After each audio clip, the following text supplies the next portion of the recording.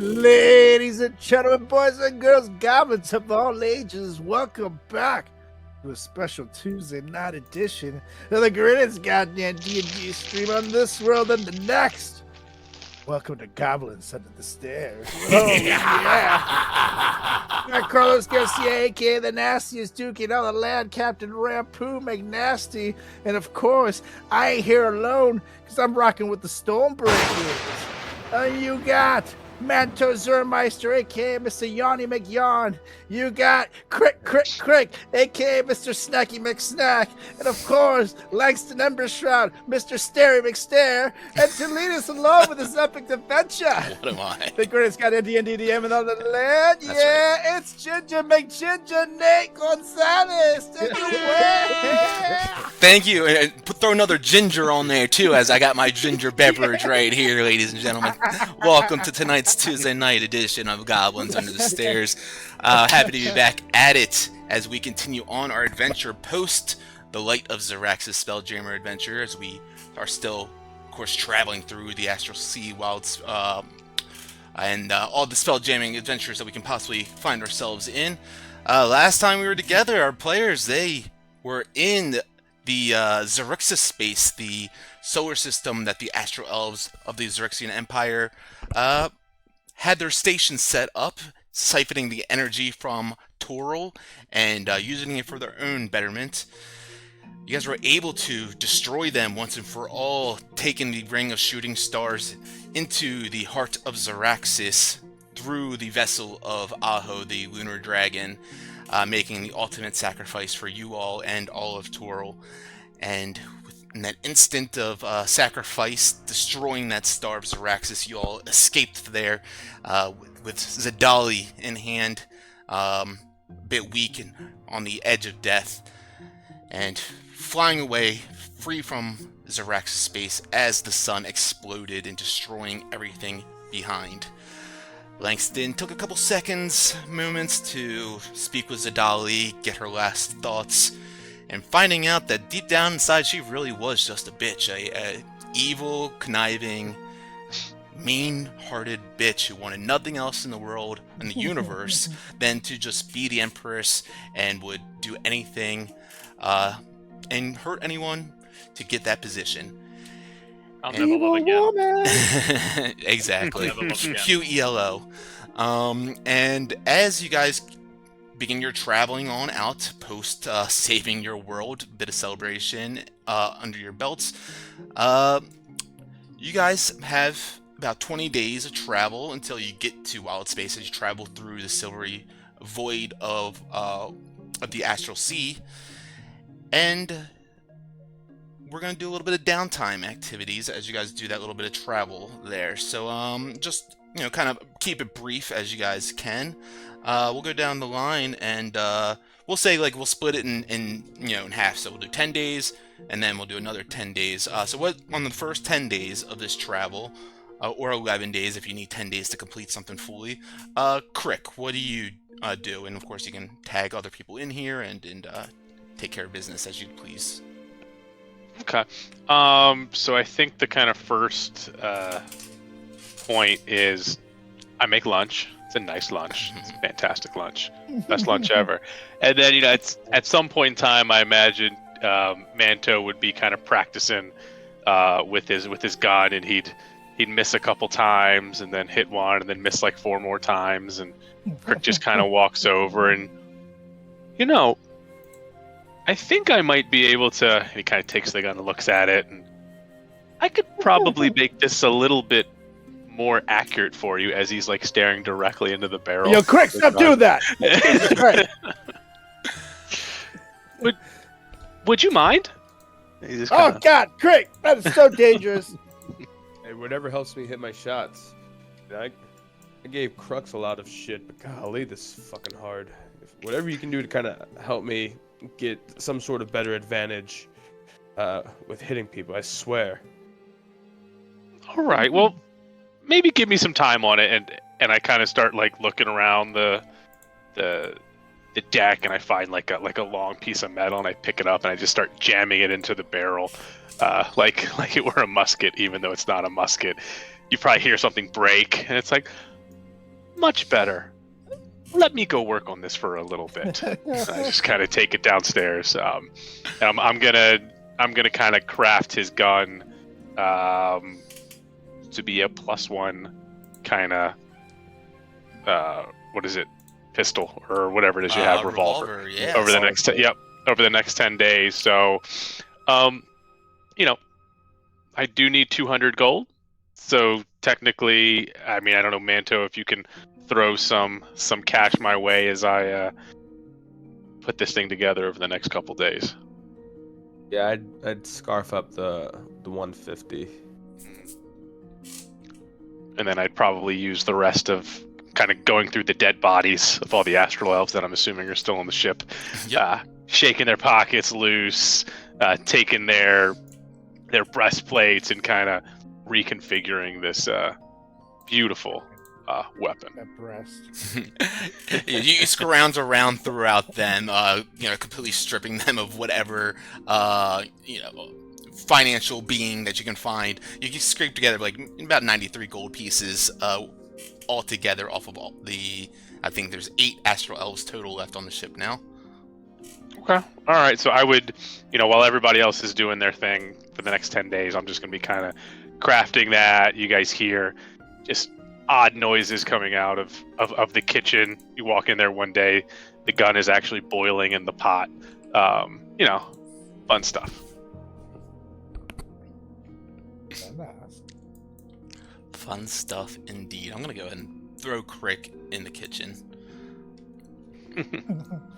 Get back to the kitchen, Crick. All right, Crick spends better part of the 10 days working on Manto's gun, getting it fixed up and working those grooves on the inside of it to get it to shoot at a faster and more accurate kind of speed. And with that, Manto, yeah, you can add a +1 revolver to your inventory. Swap that out. Yep. All right, beautiful. Crick, anything else for you right now? That would take the full 10 days. So basically all my off time is kind of spent with the weapon. Sounds good. With the weapon and peeling garlic. Langston, 10 days of travel, what would you like to do? I think what I'm going to do is just, not really needing to, get anything from it, but I'll probably just spend my time, trying to commune with Coralon and just be like, hey, it got dodgy for a bit. We're still cool, right? Just off and on. And then I think even though he wasn't really on a ship until this whole adventure, I think Langston's gonna start inspecting the ship to get the schematics for applying a battering ram to the front. Yeah. Because we have 10 days. He kind of fulfilled his temporary goal, so he's like, what else can I do? We could fucking use the battering ram. And you see me leaning over the front, just, you know what? Yeah, I think we could do a battering ram, and just is gonna try to see what materials we have and try to start applying mending to get that constructed. Sure. As you guys, are traveling and resting and your time is going by, the hull of the ship is slowly being repaired as you watch the roots and vegetation from Starbow forming new parts of the hull of the ship and fixing that before your eyes. As he notices you, Langston, eyeing that up and everything, he says, "Hey, if you're thinking about making any customizations, modifications, perhaps I could be of assistance."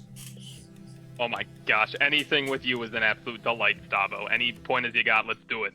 He's like, "I will try to grow some, it might be unsavory by some standards, but I will try to grow some of my, branches out as long as possible, as quickly as I can, and you can start to use some of that as lumber if you need to form together. In the meantime, of course, if you would like to wait, of course there are lumber yards we could find too." And you see him kind of a single tear sheds. It's like, "For my fallen brethren." Okay, so now I'm just conflicted. Is it more fucked up to use the extra lumber, or more fucked up to use a lumberyard? I can't really. I'm in a tree in a hot place. Welcome to my life. I think... Are you just in like perpetual pain?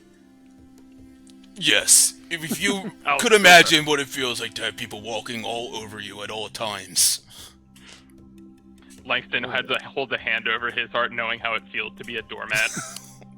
Oh, Langston, buddy. I didn't mean it like that, buddy. Oh, buddy, do I. I go, wait, you feel everything we do in here? So like, Looks over at Rampu. I certainly do. oh God, so a thing I did in the bathroom earlier? Oh God, I'm sorry, man.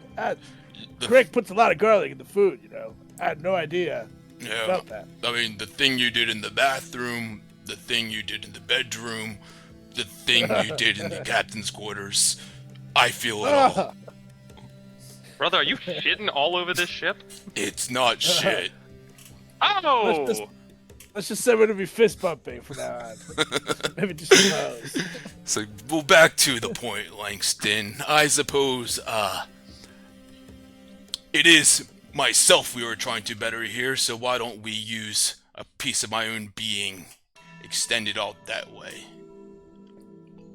That's an incredible. It's literal, but also could be a metaphor. As I like yank a piece off and start walking towards the like front of the ship.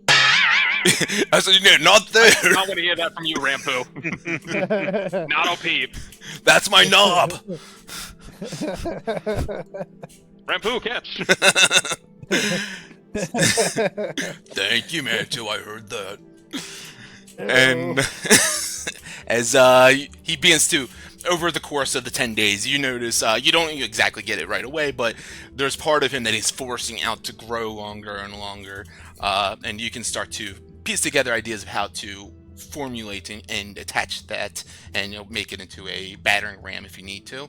However, during this course of time, you are, of course,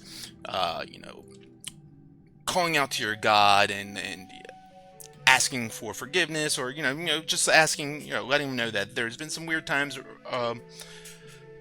recently, and just checking in on everything.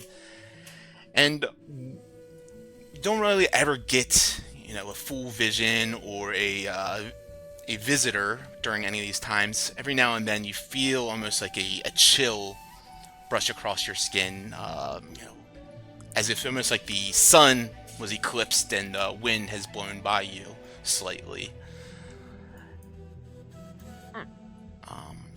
But one evening, drop you down into your bedroom. Oh hell! As sleep takes you, a silvery glow surrounds your dreamscape. It's soft and radiant like moonlight spilling on still waters. And from the light, a tall figure emerges, their features delicate yet timeless. Coralon, the Lord of Art and Light, stands before you, their voice like the gentle resonance of a harp. And you hear them say, "Langston, child of stars and shadow, I see the burden you carry, the weight of your choice, the breaking of kin to save what you hold dear. It sits heavy on your soul. Know this, it was a decision forged in pain, yet shaped by love. And such choices mark not the weak, but the resolute. You have walked a path few would dare tread, and in doing so, you have upheld the essence of what it means to be greater than oneself." This gaze kind of softens, though their voice takes on this kind of solemn cadence, almost like the song fading into twilight. "Yet, even as I see your strength, I too must make a choice that grieves my heart. For while your actions saved many, the breaking of my children, those astral elves born in my light, cannot be ignored. Thus, I must entrust you in another's care. One whose hand shapes dreams and destiny more subtly than my own." As Coralon raises a hand, and the silvery light kind of swirls around, it forms a figure of softer glow, a female elf clad in this gown that seems woven of pure moonbeam, and each thread glistening with drops of light. This figure steps forward, and Coralon says, "Langston, you will now walk in the light of Sahinine Moonbow, my daughter, my counterpart. She will guide you through the shadows of your doubts, and in her light, you shall find clarity. Tough decisions forge tougher elves, and you are no less my child, though her moonlight will now cradle your soul. Go forth and know that even when the light seems distant, I am proud of the elf you have become." And this dream begins to fade as Coralon's form dissolves into like a silvery light. And the last thing you hear is the whisper of their voice that kind of sounds like wind through leaves. "You are never alone in the light." And before that dream fully slips away, Sahinine, she steps closer, her voice soft, a melody carried on the breeze of moonlit skies. "In your journey, let my light shield you from prying eyes. Walk unseen when the path requires it. The moon can be both light and dark." She reaches out her hand, and a single drop of glowing moonbeam falls from her gown into a small crystal vial. And the vial now instantly you find resting in your palm. As her form fades into a starry void, you feel the cool comfort of her presence lingering with you, and the vial glimmers with this faint magic. And you're pulled back onto this ship where you fell asleep prior. All right. So, I got handed off. I'm not gonna let that get to me. But am I still holding this vial? You are. Cool. May I inspect the vial? Absolutely. And just... Cool. Do I have to, roll anything? Do you want me to roll, Arcana or Yeah, something? go ahead and roll an Arcana. You can make that with advantage. Sweet. Ooh, forgot the super advantages on here now. Solid. 18. 18, nice. As you hold it up, you saw this, moon dew flow into the vial, but as you hold it up, it almost looks completely empty. As you kind of move it around a little bit, you can see faintly the lines of the liquid shimmer around and move in there. And with that in mind, you can consider that this potentially is a potion of invisibility. Ooh. Okay. Sweet. Then I will take this in stride. I acknowledge the path kind of laid out for myself, and I'm just gonna collect my thoughts, because that was a lot to take in for the boy Langston after everything that's happened. And then he's like, "All right, where do we go from here?" Oh boy. So, God swaddle. Indeed. Yeah, something you would know, and as something was kind of explained by Coralon, is that Sahinine is Coralon's counterpart. They are Right. essentially one in the same. However, she is the moon, and he is the sun. Okay. Moon elf. I'm with it. All right. We got a new path for Langston. Cool. Love it. Manto, what's up? Oh, yeah. Sheepy boy. Yeah. So after all this, the combat that we endured, I would proceed to go up to Langston, and I would rip out the my Ion Stone of Reserve, hand it to him, and I'm like, all right, what level 3 can we work with here?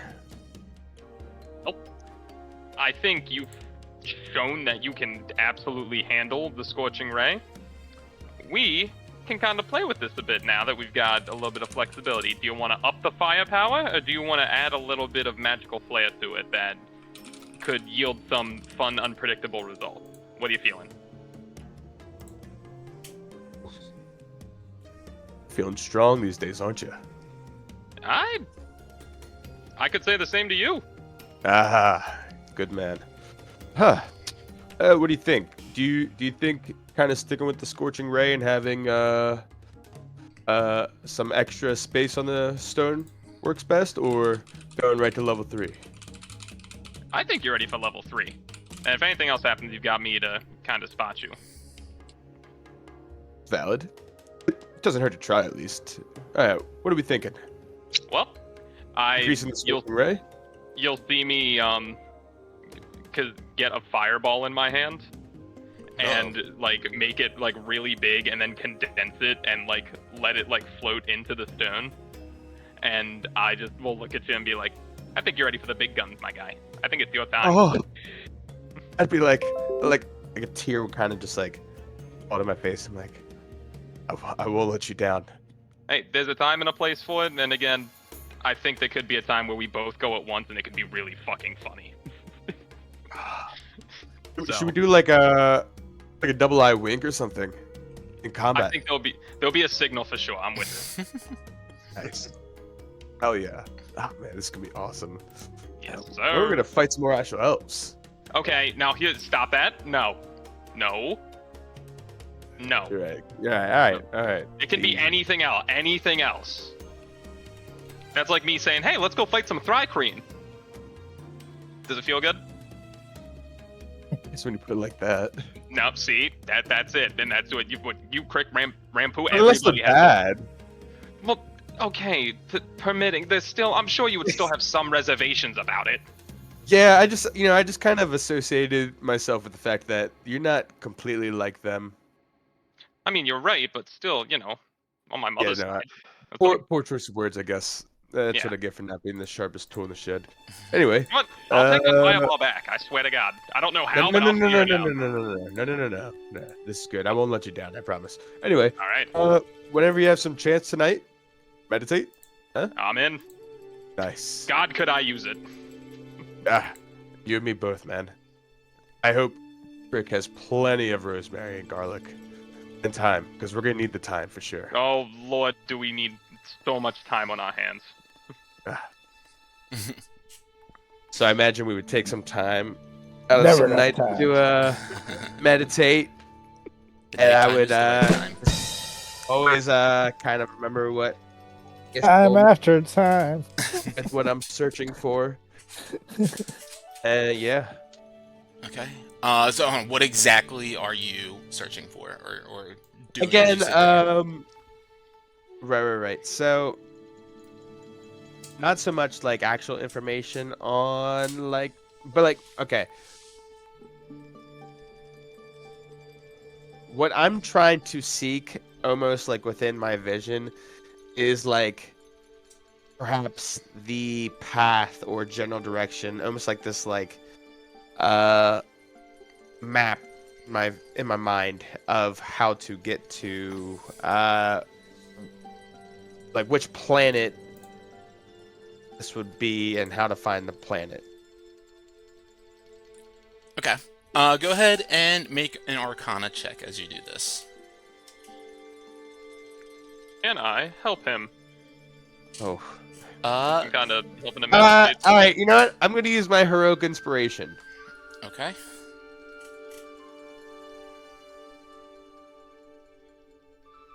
Jeez. Well, All right.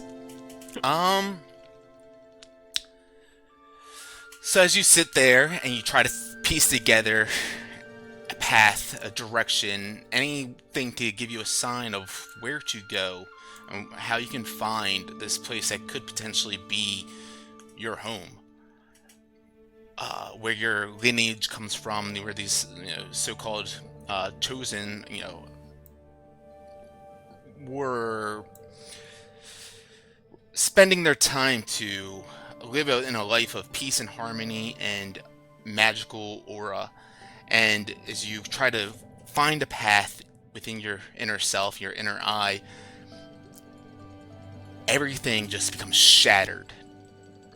Your visions, your thoughts, everything that you can piece together just becomes shattered into millions of tiny little pieces. And you just watch in your mind as you try to piece them together, but they are ever expanding and pushing apart as they swirl around this bright white light in the center of it.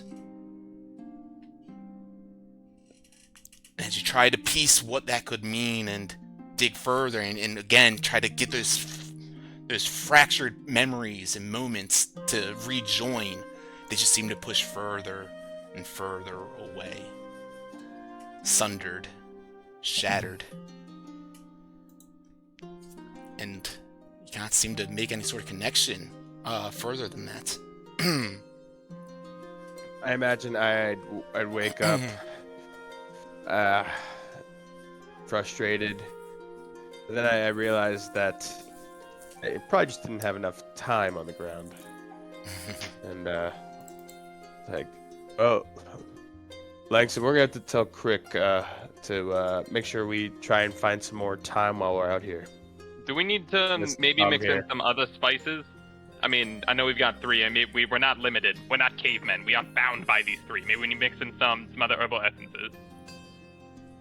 Maybe we get some, like, that's not fennel. a bad idea. Maybe on our wherever we stop next, well, which won't be anytime soon, we can obtain something that might. I mean, it can't hurt, you know, right? No, by no means. I mean, a little fennel, a little cyanide. I mean, hell. The world is our oyster. The spice cabinet. The world is our spice cabinet. There we go. Let me rephrase. Yeah, maybe we need some zing, some spice, maybe acidity. I don't know. But we'll be trying. Good. I'm gonna try to find Crick and be like, "Have you ever heard of paprika?" As Crick's in the kitchen and he's cooking, and as you walk in and say that, turns around and looks at you. So, you guys are over the garlic? Oh, never over the garlic. Well, I do. I can switch it up a little bit, and as he turns, you notice up on the shelf there's this jug that kind of wasn't there before, and it's got like 16 different handles on it. And he goes up and takes one, and he just pauses for a second, and you actually hear liquid pouring into it. And he opens the spigot and outpours just vinegar directly into the pot, but it just doesn't stop. As like 2 full gallons of vinegar just go directly into the soup. and then he turns it off. As that is my brand new alchemy jug that I've made. And well, Nice. I think that should spice it up a little bit. Oh god. I did say acid might work. I'm going to level with you. We have been on months worth of adventures. We just took out a colony and saved our planet, and I still don't understand. I feel like I know absolutely nothing about you, and I'll just walk away. I love you. I know nothing about you, and I'll just walk away with the vinegar, just thinking. As you like walk away, you just kind of hear, maybe we'll try this one next time. Ugh.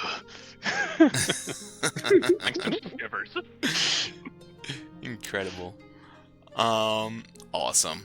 Yeah, Manto, you trying to find any insight on this, you pretty much just get overwhelmed by this kaleidoscopic vision of chaos and of fragmented pieces and storms and destruction and blinding light, just kind of overwhelming every sense of you.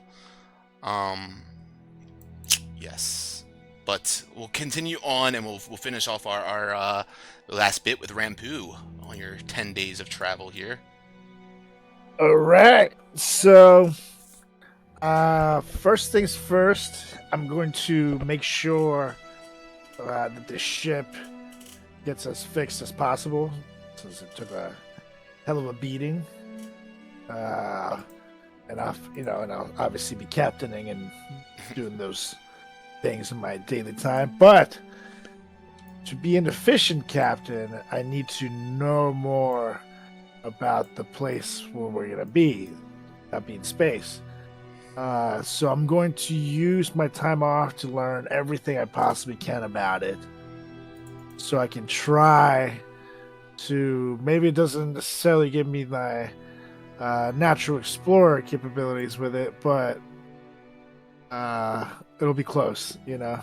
Yeah. Well, so it's funny actually with the updated rangers, they actually got rid of like the specific areas of exploring.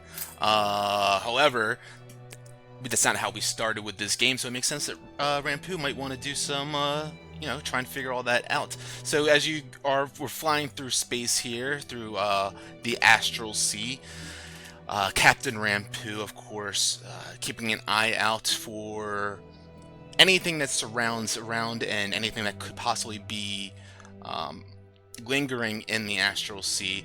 And with doing so, you catch glimpses of like floating crystal debris pockets, and every now and then you spot like fragments of what could have been possibly like a temple of sorts. Everything out here in the Astral Sea is ancient and old, and no one seems to live out here necessarily. Go ahead and make a survival check, though, as you are doing this, and seeing if you can... Beautiful. 29. Eee! Yeah, Rampu, you are, as one who is akin or, a child of the sea and islands and the coast, the Astral Sea itself is not very unlike that. Of course, you're not usually dealing with having to keep your ship above water and water out of your ship and those kinds of issues that a captain of the sea typically had to deal with. But however, there are all different things that you need to be aware of, cautions out there, monsters, and to you it's almost second nature to be out on this ship, similar as you were out on your ship traveling the Sea of Swords in Toril. And you get your what do they call it, your boat shoes, not boat shoes, sailing shoes on rather quickly. Nice. Yes. Galoshes? Galoshes. As you're traveling through here, Jake, following you as well, kind of takes flight every now and then, keeping on the rim of your guys' gravity plane and relaying back any sorts of information that he can pass along to you, and you guys almost become one together in this kind of sensory and investigation and survival kind of skill set. Sweet indeed. Okay. So, as you guys are traveling on, and you have taken care of a few things here and there, the crew on the ship, of course, taking care of a few things themselves. Garganel and Topola seem to be rekindling their relationship once again. You guys knew that they had a fling in the past, but seeing that they have come face to face with a life or a solar system ending event, kind of has brought new terms to them, and you guys have noticed that each day that passes, they seem to get a little bit closer. You've heard Garganel every now and then make some very corny jokes to her as he goes into the spell jamming room and kind of leans up on the door. Crick walks from behind and hears a little bit of the conversation, and you notice like his crawling hand jumps out of his pocket and crawls across his shoulder and down into her room, and you hear Garganel in this very cheesy, you almost want to gag when you hear this kind of like demeanor. It's like, "Oh, Topla, don't ever say that I never gave you a hand, my darling." And you hear her kind of like gush over that for a second as the door closes behind them. And Warwick and Crux together, they're like the Bash Bros. They're together. They are filled with so much excitement to be back at it as a team. Of course, they were enemies of the Astral Elves prior to you guys even meeting them before, and so for them to finally be able to take them down is a big old check on their notch on their belt for them, and they're stoked for the future and to be a part of this this crew that you guys have formed here. As the travel continues on, though, you guys are at spell-jamming speed, flying through space. Your ship begins to slow down quickly as it suddenly falls out of that spell-jamming speed. And the emptiness of the astral sea is interrupted by the slow approach of a shadowed vessel. Its hull is shaped like a monstrous squid with glowing red runes etched along its side that pulse faintly in the void. Let me go ahead and reveal this for you guys. Oh yeah. Another one of these. And a figure steps onto the deck of the ship as it draws closer and closer to you all. A tall man with sharp features, his black coat billowing slightly in the astral wind. His voice carries across the void as he says, "I'm Captain of Arglas Syken of the Syken's Reach. You drifted into dangerous waters, friends. Perhaps you'd like to ease your journey by handing over your most valuable treasures for inspection." For inspection? If you want to inspect something valuable, why didn't you inspect my right fist there, friend? Oh, I like that, Rampu. Kind of looks at you and stepping forward, pushing aside this man, you see this figure with these glowing red eyes and this wicked smile. She says, "You should listen to my father. Not all our guests had the chance to leave with their lives. We're not here to bargain. Surrender, or you'll see how we deal with fools." And as you look on the ship, you see everyone else on the ship here are wearing these white alabaster masks with these unsettling grimaces on them. I look back to my crew for a second, and I look over at Manto and just give him a little nod, and I'll turn back to her with my head down, and then I say, "Perhaps you didn't hear me, friend. If you're hungry too, I can add a little lightning to the thunder." And I show my other fist. We're not handing anything over except an ass whooping. So you can either let us keep going on our merry way since we weren't doing anything, or we can kick your asses. Your decision. And after he had turned to me and said that, and he would just hear, "Well, I don't know, she's kind of cute. Like, I'd probably let her detain me. Maybe we take them all down and keep her around." I know she is adorable, but total bitch. Manto, I cannot emphasize this enough. Tread so carefully. I'm into the crazier ones. As you guys, Yeah, me too, and look what fucking happened. as you guys deny Touché. their plead, the man in the front says, "You will kneel before the Dark Prince when this is over, and you will regret drawing his ire." As he pulls out I don't see color. he pulls out a gun and he points it over to the men in the alabaster mask and then points it in your guys' direction. "Get them now!" I need everyone to roll initiative. This is awesome. Those masks are dope. Battle. Right? That's pretty sweet. Oh, come on!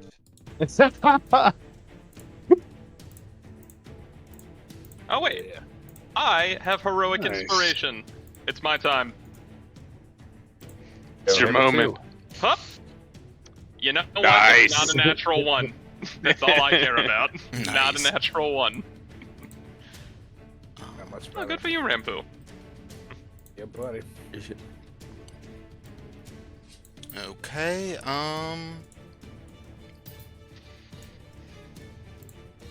Oh, I died again. Yeah, me I too. don't see myself on the tracker though. I see you rolled a 23. Yes, I see that too. That's a shame. I got to roll again. No, go ahead and We're all dead. Is everyone dead? We're all dead. All right, so what we're gonna do? I'm alive. Oh, I'm alive is again. 1, 2, 3. Yeah, I just 4. gotta I'm heal. dead. I'm looking at you. Fuck you. Player accessible stats. All right, so each one of you guys take one of these exclamation points. Keep track of your health on that too. Exclamation points. Beautiful. Yeah, the right Oh, next there to we go. Okay, cool. So I'm just gonna plug that in.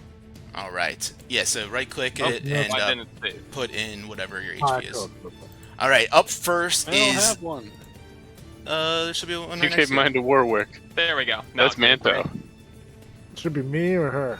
There's So I one got above. 23 There's though. one above Manta, and there's one to the right of you, correct? There's one next to you, Crick. 23. Oh, there is? I don't see it. Oh, something weird's going on. Let me Okay, Manta. jump back in. Oh, Oh, yeah, I don't know oh, how God. Warwick got there. Uh, Okay, so Carlos, let's see, add to combat tracker. Where are you? Yeah, it says 18. Let's put you at 23.16. Yeah, so she's actually right above you. Her dex is a little bit faster than you. Sweet. Okay, and all right, so she will go up first. Ba-ba-bum.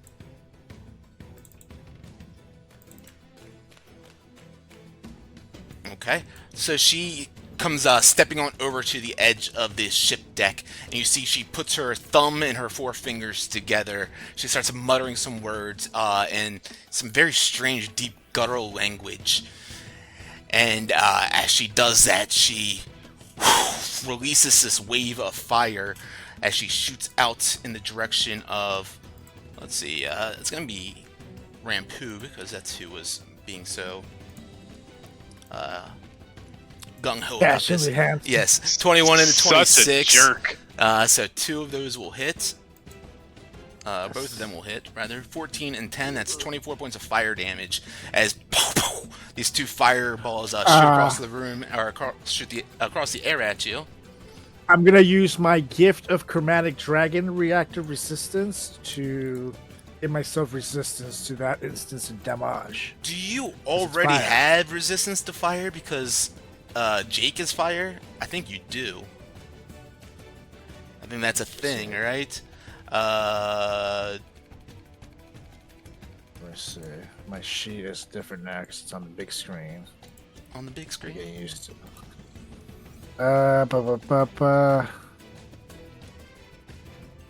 Why doesn't it say my resistance? Yeah, you do have resistance on the very top. Right underneath or to the left of the conditions. It is from your bond of Fang and Scale, which, yeah, I believe is because of Jake. So I would take half damage, right? Yeah, so 24 halved is 12. Nice. Yep, here it is. I found it. There we go. Ow! So you gotta play it off like it really hurt you. you. Love it. All right. As she takes her turn, shoots those out. She takes a couple steps back, and it is your turn, Rampu.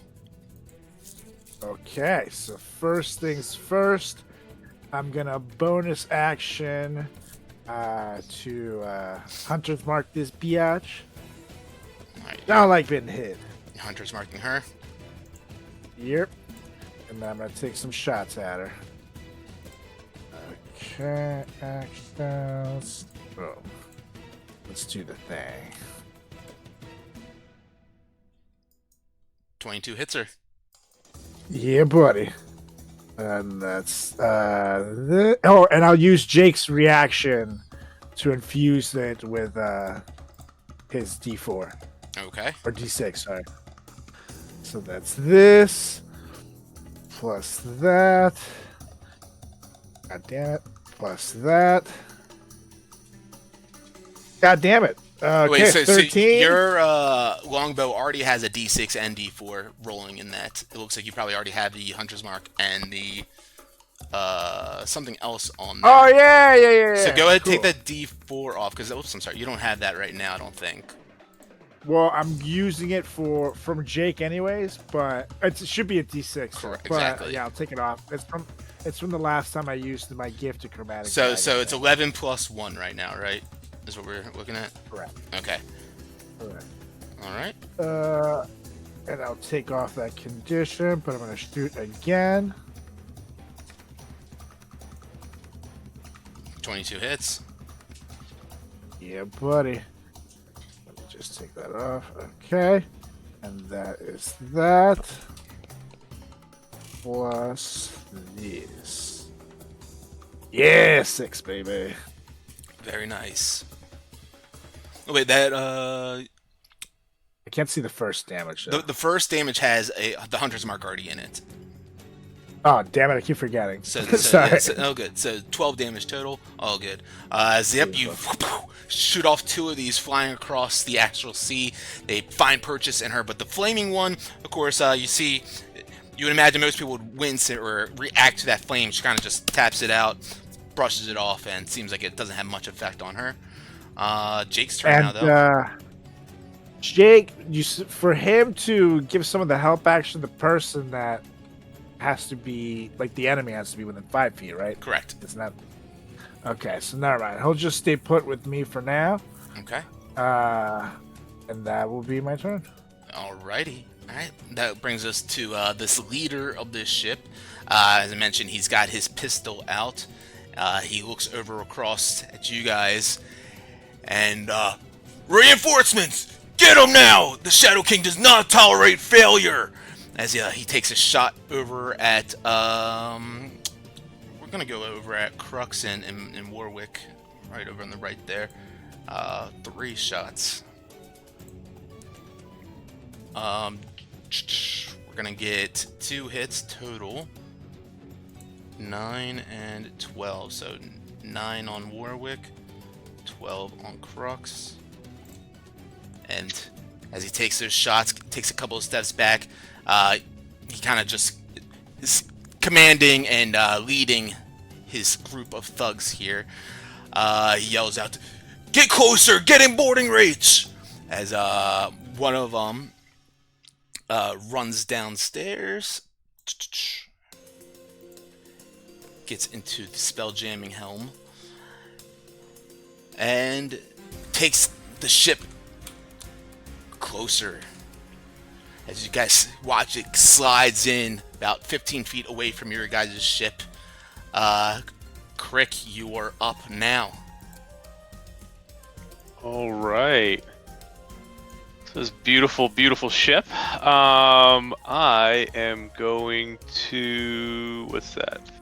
30 square.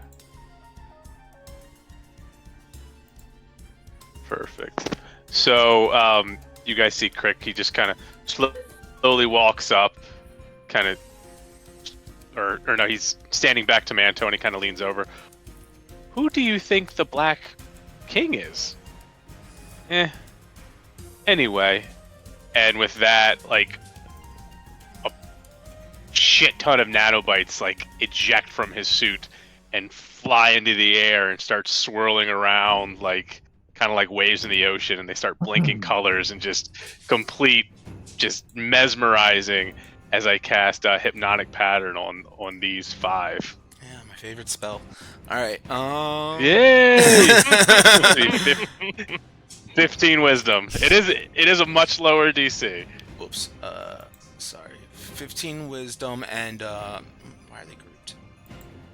And it's incapacitated that they get. Yep, incapacitated. They're charmed by the spell. The creature's incapacitated. Okay, 15. Speed is 0. Wisdom. Incapacitated. Okay, so let's roll. Orange and pink succeed. Blue, yellow, purple fail. All right, and with that, I'm gonna also take a pop of my defense matrix, and then I'm just gonna kind of move up a little bit, and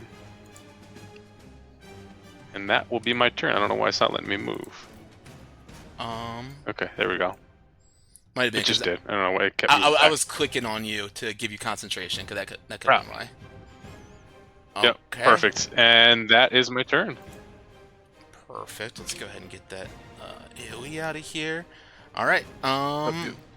No, all good. This guy is up now. As he's being led or commanded to get all you guys and to get within boarding reach, he goes in, slides from underneath this area right here, and you see him grab like a 15-foot, 20-foot long plank, starts sliding it on out from there, and as he comes back out, that is going to be his turn. Manto, you are up.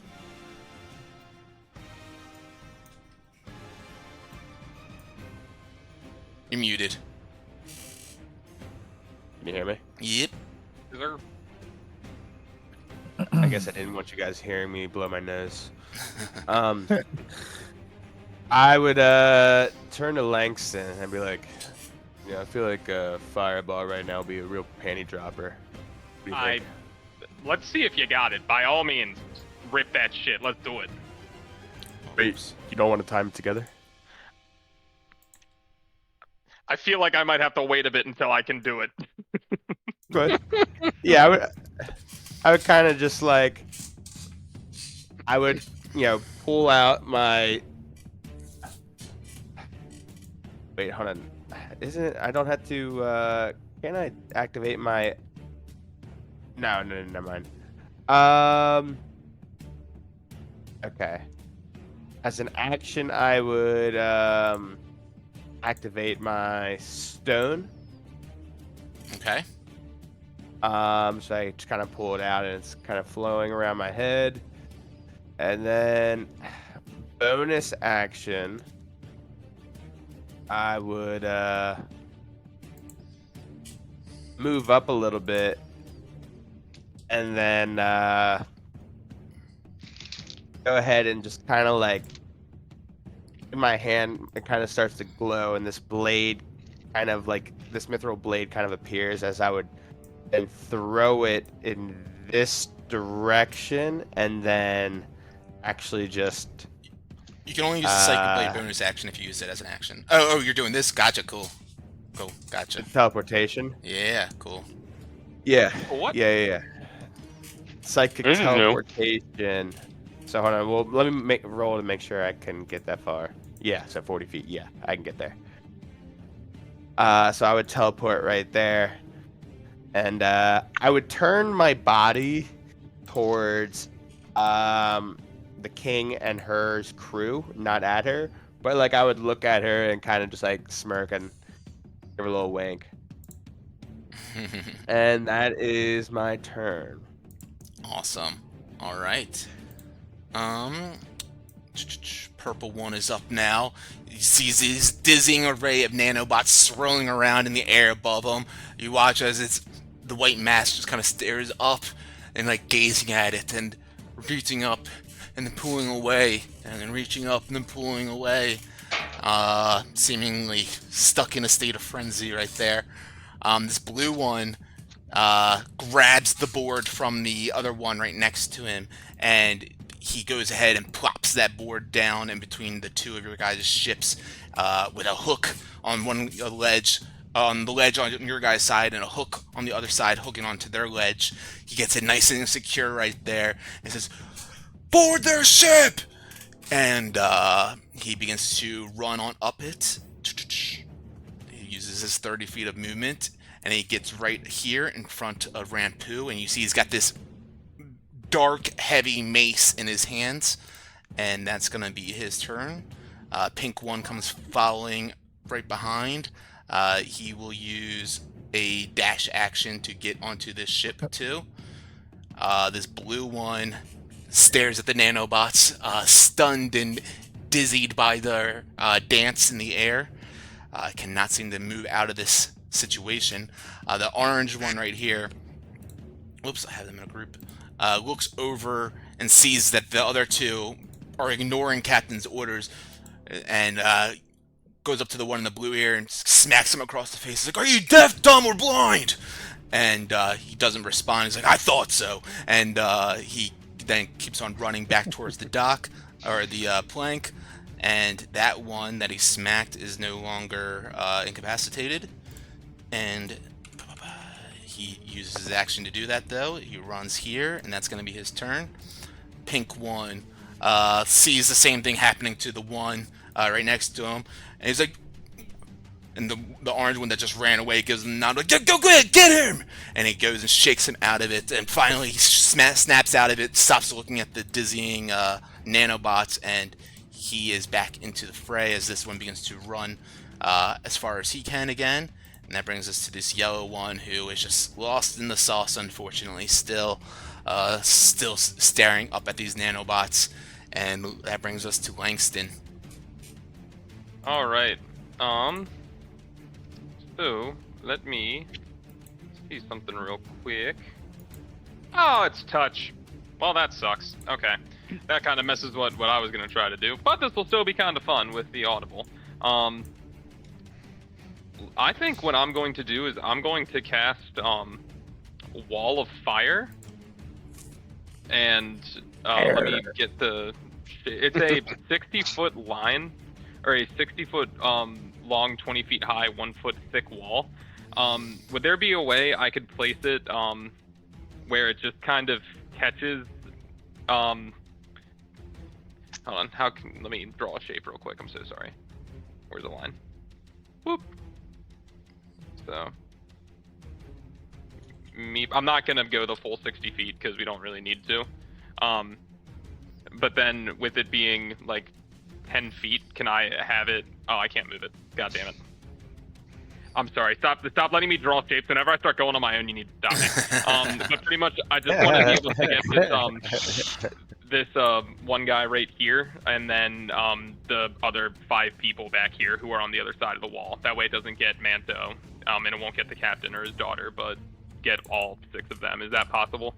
Yeah, go ahead and send the description of it again, just so I have that, and because Sure. it does damage to. How close do you have to be to it? 5 feet, right? It is 10 feet. Hold on. One side of the wall. If it within 10 feet of the wall. Okay. So you're casting it like right here. Pretty much, yes. So I don't know if I'd be able to get the one guy off to the side up here, which is fine, but I at least want to get those the 5 down low who were like kind of targeted by he'll be spells or just happen in out the of it. wall essentially, which I think Okay, then cool. forces him to one side of it, right? Is what it says. Yes. Yep. And so why can't I send this to the game log? Pop out the right tab, Oh. and then it should be on the top. Oh, yeah, I'll actually go this way. Spell slot? Hello? Yeah, if you click on the yeah, I'll send it to you. But what's this? What's the I'm save? sorry. DC 15 dex. Okay, go ahead and roll the damage. 5d8. Attacks. Oh, that's 3 ones. That hurts so much. Can't you re-roll those? That's Healing. only for healing. Okay, so orange, blue, yellow, purple fail, pink and black succeed. So provide a damage to them as you create this brilliant wall of fire on the edge of the ship here, scorching up 10 feet high, blinding these guys on the other side momentarily. You hear their screams as they have to recoil from the hot flames, and yeah, you do some hurt on a decent amount of them. The one that Crick had lost in the sauce does wake up though. Did he automatically fail or have disadvantage? They're incapacitated, right? Yes. So, I'm sorry, he would have gotten yeah. slapped awake. It's all good. It's okay. Awesome. And then also whenever they start their, it's either start or end their turn. It is a creature takes damage when it enters the wall for the first time on a turn, or it ends its turn there. Okay, Yes. got it. And the other side of the wall deals no damage. Word. So anyone who stays there is gonna get fucking lit up. Sounds Cool. good. Awesome. Cool, man. All right. Anything else for you?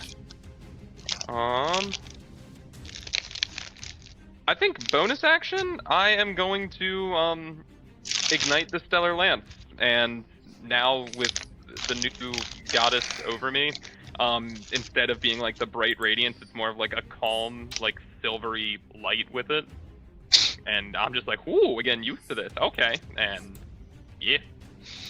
Love it. All right. That brings us to Starbow. Can see a little bit over the wall of flames here.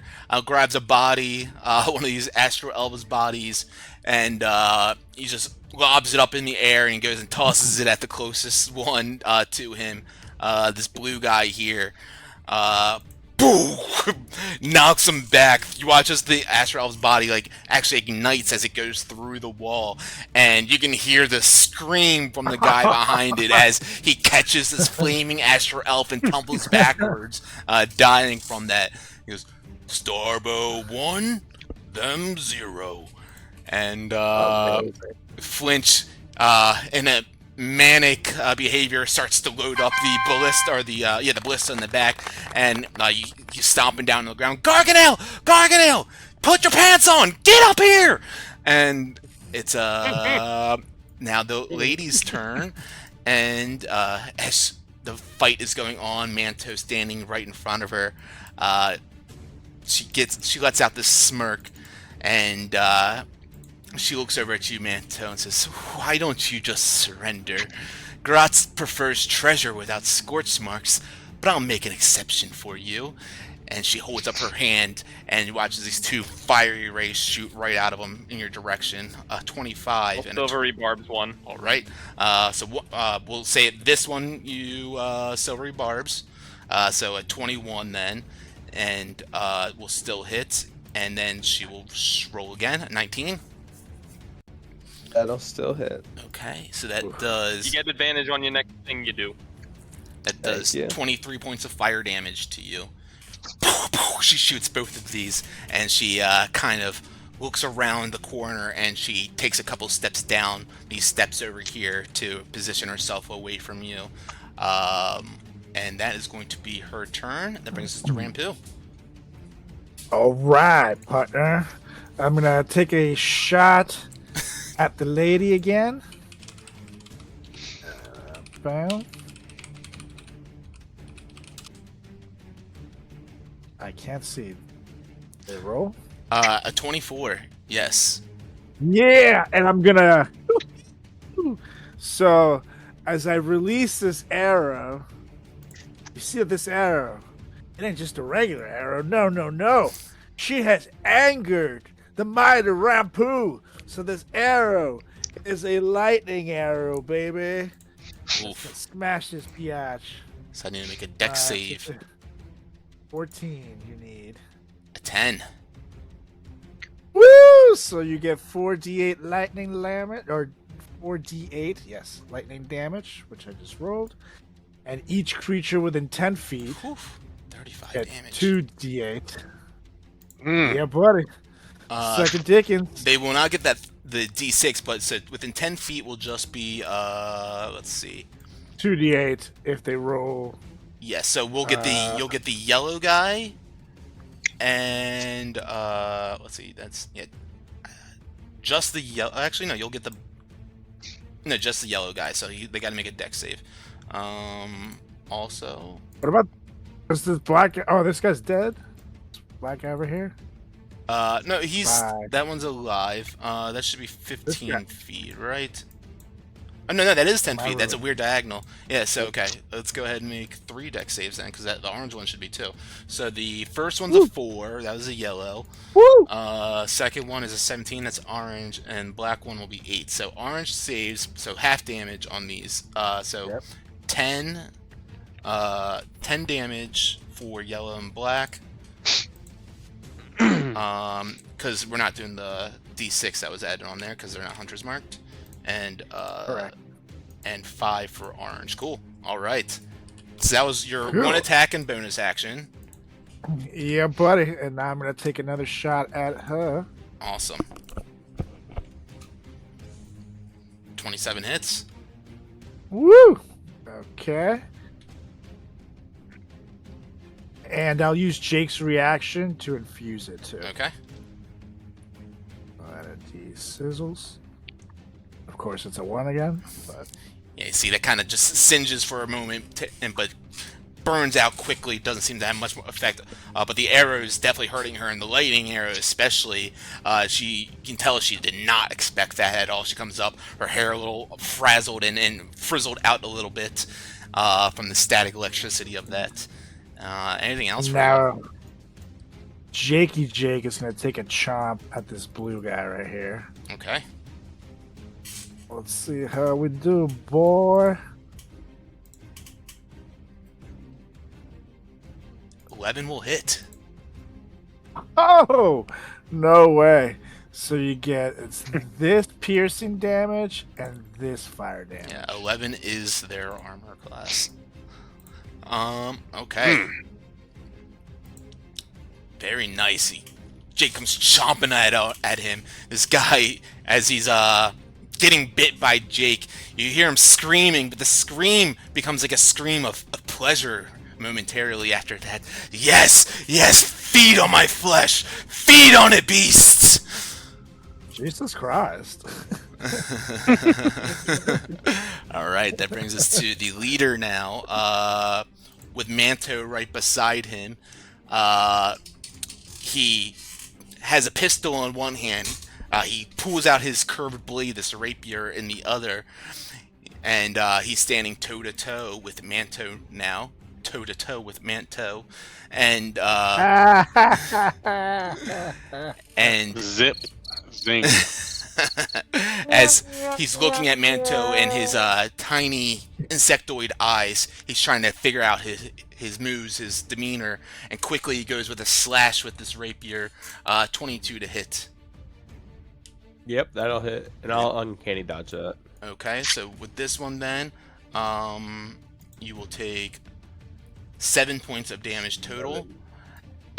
He figures out your movements quite quickly as you completely bounce into the way that he was trying to force you into. He slashes at you again, a 23 to hit, doing 10 points of damage, and then he slashes one more time, doing a natural 20. No. Whoa. That 20. 16 plus 14, 30 points of damage. All right. What are you I at? used my reaction already. I'm at 5. 5. All right. Manto finds himself face to face with the leader of this ship here, a relentless fighter with a rapier ready to take on Manto, and that will bring us to this one down here who is leading the spelljamming helm. He runs back up onto the top deck of the ship, flames blinding. Oh, what the fuck! And then you see him as he looks over and sees one person dead on the ship here, one of you guys on the ship, and then 2 allies over there. He quickly, without hesitating, takes a dash action and flies through the wall of fire. Or not flies, but runs through it onto the ramp and onto the ship deck. Rolled the damage that he would take for. I need to make a save. Yeah, 15 dex. 18. Good for him. So, God damn it. let me see. It might be half. I think it's half damage. Oh, hold on, Yeah, wasn't he? damage. Didn't he start his turn? Oh yeah. In 10 feet, so he should. No, take he was damage, I think, he was himself. in the spelljamming helm. He was on the deck below. Yeah, a creature does the same damage when it enters the wall for the Yeah, the first poop time or deck. ends its turn there. So since he entered it, then he'll take half of this. Woof. It's a big one. Dang. Damn. He's limping through the deck with flames trailing behind him. You hear him maniacally laughing as the flames just take him right now. Yes, yes, burn me like I do in the abyss. As he takes his mace and he slams it down on Warwick, or Crux right in front of him. A 14 will hit him, and a 14 will hit him, doing 6 points of damage total to Crux. And that will bring us to Crick. All right. The combat tracker. Yeah, great. So we got, and I'm dead again. So we got 3 Great start. here, and yeah, and Manto's hurt. All right, so I basically see Manto just get completely worked by this guy, and Crick, he kind of starts to lose it again, as you just see his entire body just kind of start to fall apart as I cast Vortex Warp on myself, and you just see all of his little nanobots take him piece by piece across the deck and puts him right in front of where Manto is, right in front of basically everyone. And I kind of look. I guess we're like eye to eye, so I kind of look back at Manto. Don't worry, we're good. And then I kind of turn to the other ones, and that's my action. You are within 10 feet of that firewall, for what that's worth. Oh, you know what? So is my guys too, actually. So you know, Manto would have been 2. I'll go ahead. My guy would have backed away from that wall, certainly. Manto, you can take an opportunity attack. Oh no, you used a reaction, so never mind. But yeah, Crick. Okay, there you go. So then, yeah, I would go right there. Perfect. Yeah, because I'm still between him and Manto. Perfect. All right. That will bring us to this one. When he starts his turn within 10 feet, correct? It's when he ends his turn, Ends. Okay. or when he enters the wall for the first time. Gotcha. All right, so he turns around as this crazy cacophony of whirling robotic parts whizzes right by him. He turns around real quick with the mace in hand and goes and slams it onto Crick a couple of times. A 12 and a 6. Neither of them are going to hit, unfortunately, as he goes and tries to protect his leader right there. And that brings us to Manto. I would snatch the stone out of the air and brush it up, and I would just like throw it like a dart right by her, and as it's about to like drop, she just sees on her head, "Goodbye, my love." And that is my fireball. Creepy when it so- goes to I would like to get everyone, and then try and Them get all. these 2 as well next to Crick. So you could get... Yeah. Yeah. Us. Yep. So that's perfect. Easy.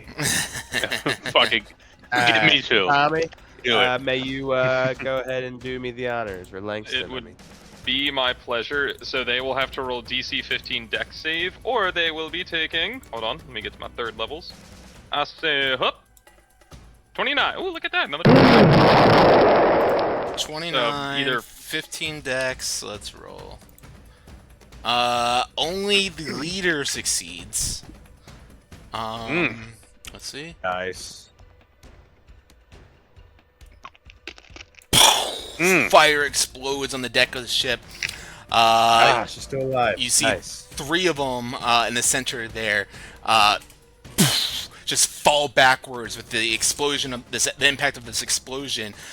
Smoke and cinder pushes through the deck, and as it clears out, you see the 3 of them dead, and she looks fairly untouched by this, although she, mechanical rules, she failed to save, but she still looks like that barely phased her. Oh, Hot. super. And Nice fire. anything else for you, Manto? I love her. That was like best case scenario.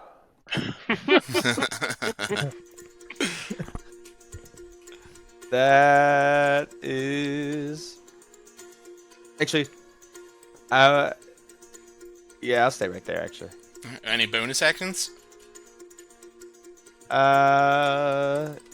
you know what? Yeah, I will. Running action. Wait, hold on.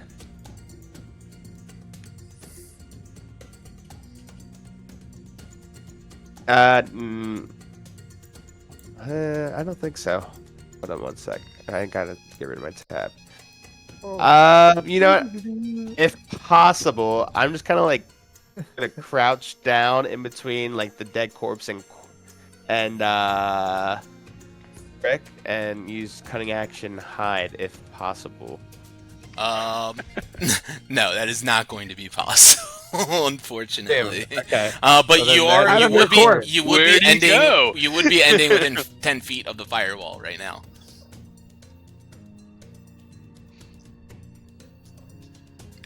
Run away. And you also only have 5 health. Yes. Yeah, but I thought when within 10 feet it was like out this way.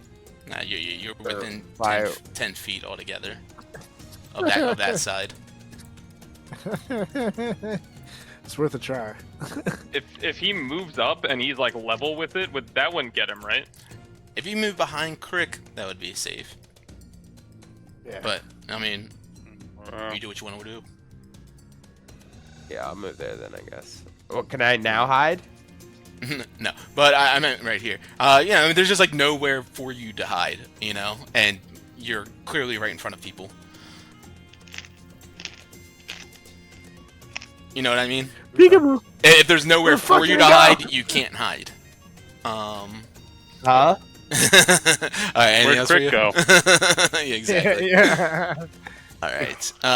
This thug then just deals with that, the aftermath of that fireball. Puts down his hands and sees all of his companions dead in front of him. Just kind of grabs his mace, pounds in his fist a couple of times, or in his palm a couple of times, and using the dash action, runs across as well. He's going to make a dex save.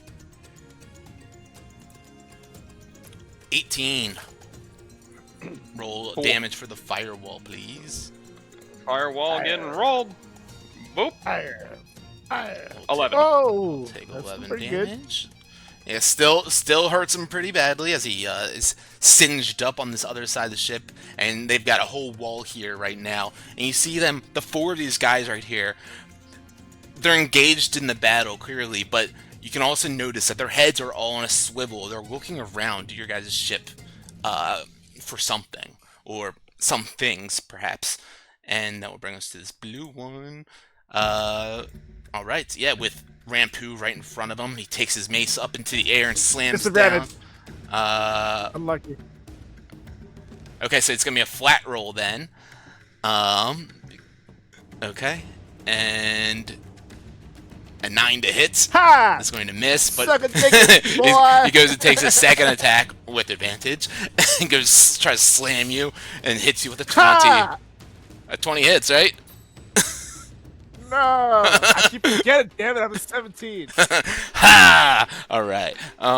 Hits you with Take this. my ha back. Smacks you across your dragon-like snout, doing 4 points of damage.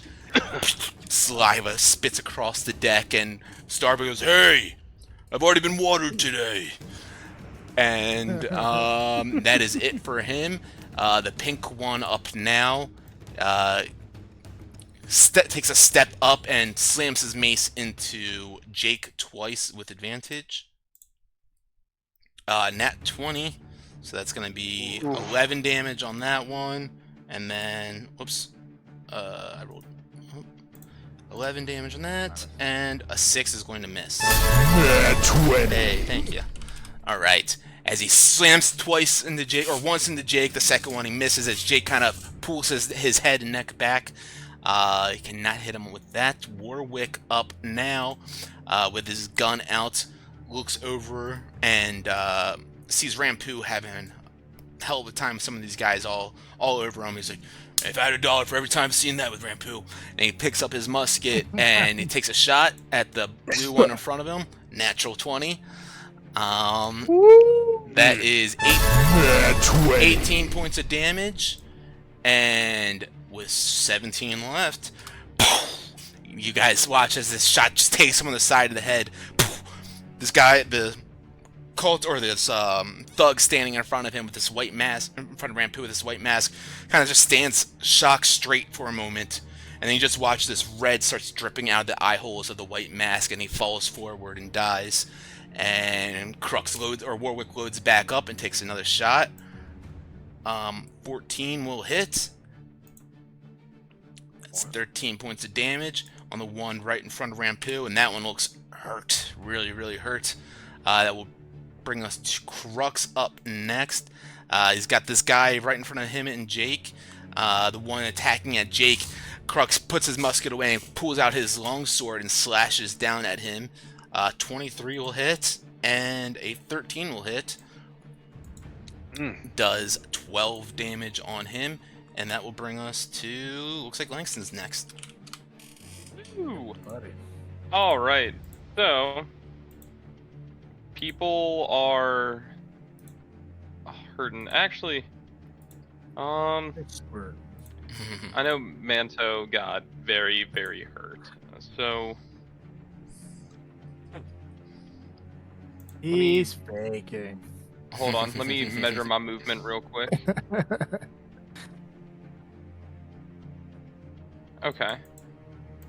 Hold on, and let me see. How far away are you from here? Slightly out of range. Okay. You know what? Dire Straits call for dire actions. I am going to run. Can I run past and like push past these people who are like here and like kind of step over Jake and just? I know this dude will get like an op attack at me, but to like stand on the bridge, around like here. Yeah, if you want to push through Jake and that guy, it'll just, that space will take you 10 feet instead of 5 feet. Wait. Oh, it would take me 10 feet to get through, so I'd end up like here. Yes, correct. Oh, okay, cool. Let me measure right quick. Oh, he's in range. Super duper. Okay. So I'll go ahead and do that. If that dude wants to take an op attack at me as I pass him, that's all well and good. Yeah, as you run on by, his mace swings and tries to hit you. Hey, good for you, man. 20 to hit. He does 4 points of damage. All right. Let me track my thing real quick, because I will forget. Please open for me. I do love the way that these, whoops, why aren't you sending? These masks look. Oh, I'm on ruler. Whoops. That's why it's not working.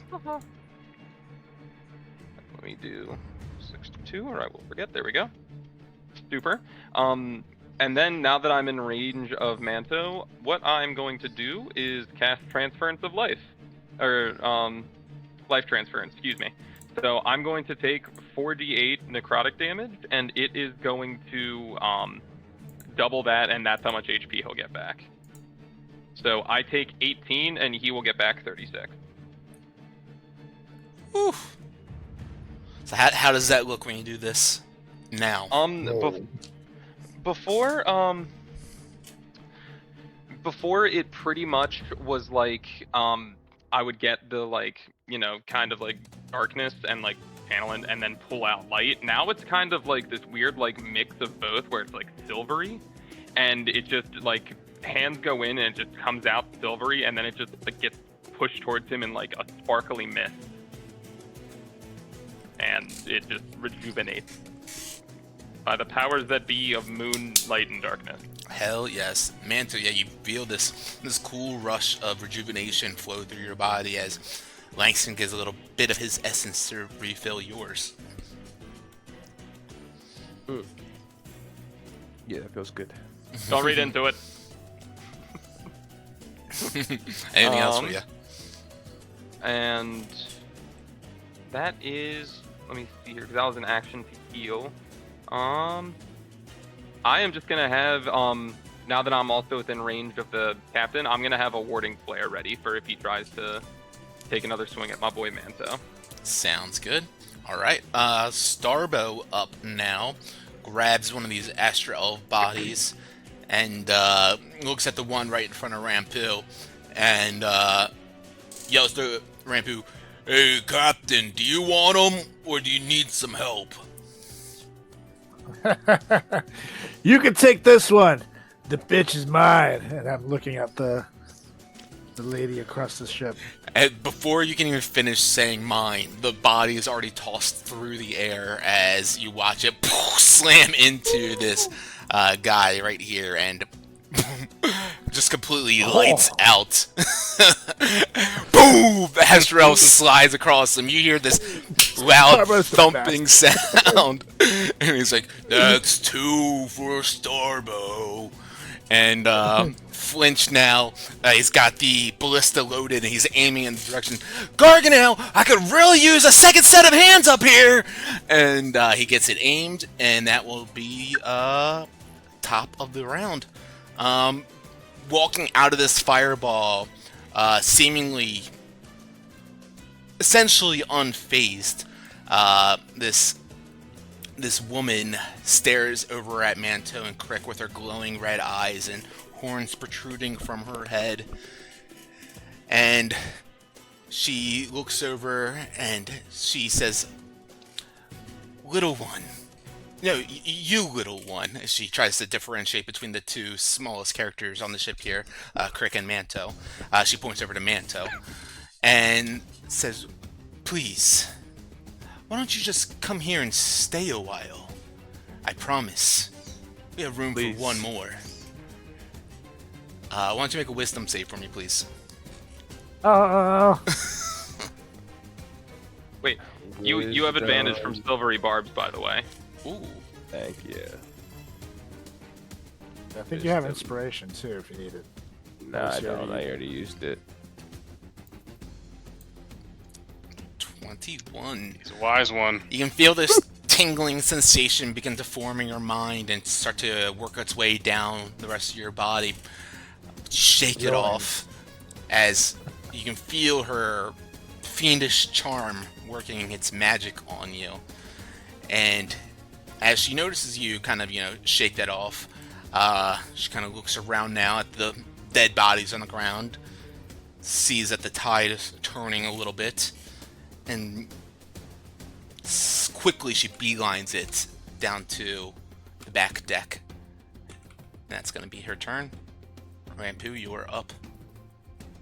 Didn't she enter the zone of the firewall? I clicked up by an accident. She's going up the back deck, so these stairs right here. But I can still see her, right? Yeah, I believe you can see through the firewall. It might have some sort of. Actually, yeah, I'm not sure about that. Let's take a look at this I'm gonna row. get disadvantage.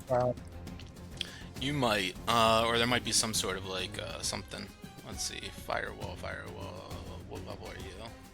Oh wait, I'm looking at Rampu's spell thing, not Langston's. What do you need with firewall? I just need to know if Rampu can shoot through it on his side.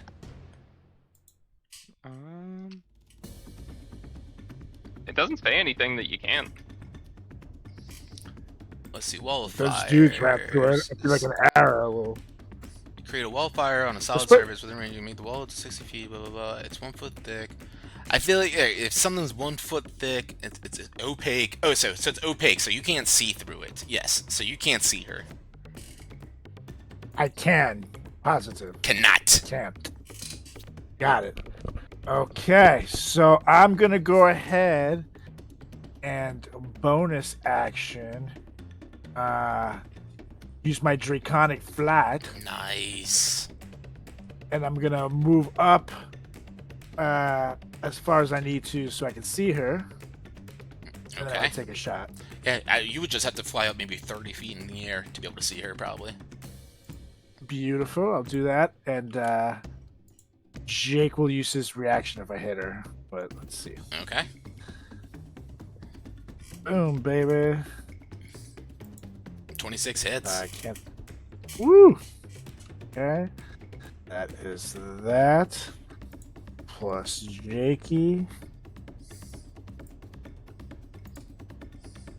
At least it's a 2 this time. 1 point of damage. Okay. And now I'll shoot again. All right. 22 hits. Yeah, buddy. While the drum solo hits. Yeah, right. Rampu hovering in the air, flying with his lightning wings stretching out about 30 feet up in the air. He takes 2 shots, landing perfectly on her. And you see as she's running up on the back deck, wasn't expecting those. They take her by surprise, and she kind of just begin to lurch a little bit, and she looks really hurt now. Yeah. Now, Jake is going to go ahead and take a chomp at this guy next to him. All right, Mr. Pink. Let's do it. Why am I pink? 27 hits. Woo! And that's this. Because that's a natural Plus 20. this. Hey! Hey! So, plus 12 more, right? So 9 plus 12 is 21. Sick. He's still standing, but Jake ripping apart at his flesh. Yes, yes, feast on me! Feast on my flesh! Ew, stop making it weird. I say before my turn ends. All right. This guy, the captain, seeing his crew mostly torn apart and killed currently, rapier in hand still. Sees Manto has gotten a lot of his health back, and Crick, this new enemy in front of him, looking like a tank, looks down at this little guy and just begins to viciously slash at him. And a 24 to hit. I have a warding flare on one of these. All right, so so we'll do it on that then. Go ahead and use that reaction, and a 16 then. 16 misses. For me, nope. Yeah, it goes for Crick once again. 24 on that That'll hit. one. There we go. 17 damage, Crick. And then he goes and takes another slash. 26 to hit. That hits. 9 points of damage. And looks over at actually no, yeah, he would stay on Crick with this. He's like, why don't you be a good little gnome and stay right here? I need you to make a wisdom save for me, please. Hold on 1 second. Langston, you rolled 8. Is that like temporary hit points or something? You would have gotten back Do I get 11 it? temp HP from that. Because I rolled Alright, so 2 I'm just gonna 1s feel on 11s. the D6s. Beautiful. All right, so back to 87. So then wisdom save, you said? Yes, please. And I'm gonna D4 that. Ooh. That sucks. 12. Okay. And you know what? I'm gonna add 3 to that too, so I'm gonna take it to a 15. Okay. Crick, as he says this to you, like a captain in command, and as you, a second mate, you take a captain's command very seriously, and you start to process this in your mind. Your bits and circuits begin to process, like listening to this guy, and you are about to take his word for what it is, and something inside you tells you, nope, does not compute, and just completely eliminate that thought of following his word. He notices this, and quickly, with his gun in one hand and rapier in the other, begins to back up away from you guys. You can Attack? You can take one, but Manto cannot. Actually, I use my Yeah, reaction yeah, for, that's right, that's right. For my D4. Wait, why can't I? Because you used your uncanny dodge on the No, I last didn't. turn, right? Didn't you? No. Okay. Yeah, because I attacked 'Cause you with both him of- last 'cause- time. Oh no, that's right. Yeah, Both of their turns are before mine. that's right. Okay, yeah. So you can use op attack if you want. Kick his ass. Kick his ass, Shebash. Beat him up. 18. 18 hits. 13 damage, and then would I get sneak attack since he was within 5 feet of us? You can I'll either let you get sneak attack, or you can re-roll this with disadvantage, as you should for a ranged weapon right next to him. I'll re-roll. Awesome. Fuck. 11 will miss, so he gets that health back then. Alright. As he runs away from you, and goes up to his daughter up here. You see them conversing, and we'll leave it at that. This thug in front of Crux takes his mace out and slams him twice. Ooh, but the first one's gonna miss, and the second one definitely misses too. Crux dodging both of them. You watch as Crux slowly leans back, doing like a Matrix move, but he can get stuck like that. Help! Help! A little bit of help, guys. You gotta stretch before you do that, Crux. Come Oh on. God! And that brings us to Crick. All right, so they kind of start to run away from Crick, and Crick just starts following them. As he gets close, you know, he goes, "Would you like to surrender to the Green God?" That's what they're saying, right? And then he turns back to them, and out of like the core of his vest, you just see all of this electric energy start to bubble as the armor itself separates, and a big lightning bolt comes out and hits both of them. Oh shit! Okay. That's gonna be a 15 dex save. All right. 15 dex. We'll do him first. 13. Yep. Okay. Can't do anything about that. And it's And half on a save.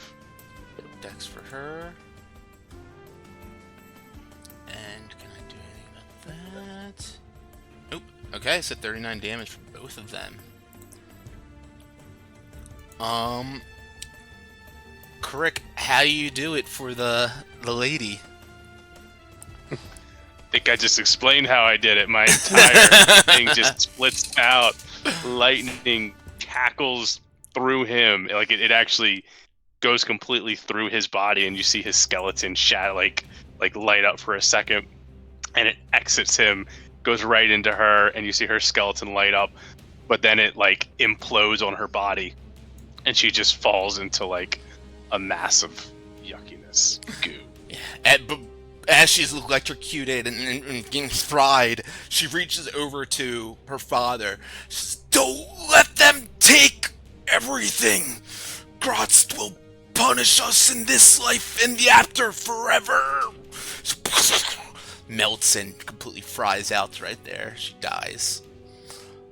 Alright, anything else for you, Crick?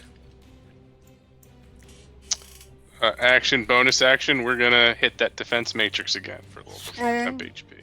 Awesome. And that'll bring us to Manto. Alright, yeah, I'm gonna shoot the guy. My revolver. 20. Oh my god. 20 hits. That's what's fun about Spelljammer. We got guns in this shit. Right? I'm gonna shoot the 12 guy. damage with. Oh, damn it, Crick! Why couldn't you have been right next to him? As far as I could go, man. Fuck. All right. I mean, you could. We'll say that you could bonus action steady aim if you wanted to, not move at all. Nah, because I want to walk up and then bonus action throw a psychic blade right behind Shoddy and teleport there, hopefully. Yeah, I can.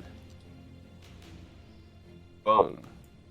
And I'm searching her body. Or lack Alright. thereof. Alright, we will get to that on the next turn then, as you'll use that as an action. Alright, yeah, lack thereof, indeed, as Crick melted her. So we have this thug, right next to Jake What'd you and call her? Crux. And he, let's see, Jake or Crux? Jake.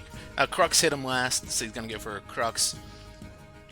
16 will hit, and a nat 1 again on Crux as he bends back. God, I can't do this forever. And let's get some damage on that. 4 points of damage on Crux. Okay. And that will bring us to Warwick and him. Warwick takes the first shot at the one right below Crux with his musket. A 16 hits and 11 hits.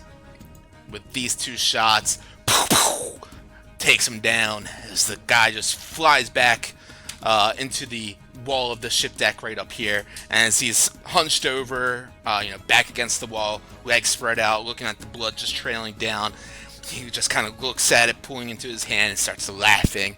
Smears the blood down his white mask, leaving a red streak, and he just collapses onto the deck. And that'll bring us to Crux. These guys are fucking maniacs! And he grabs his long sword and slashes down at the one right next to him.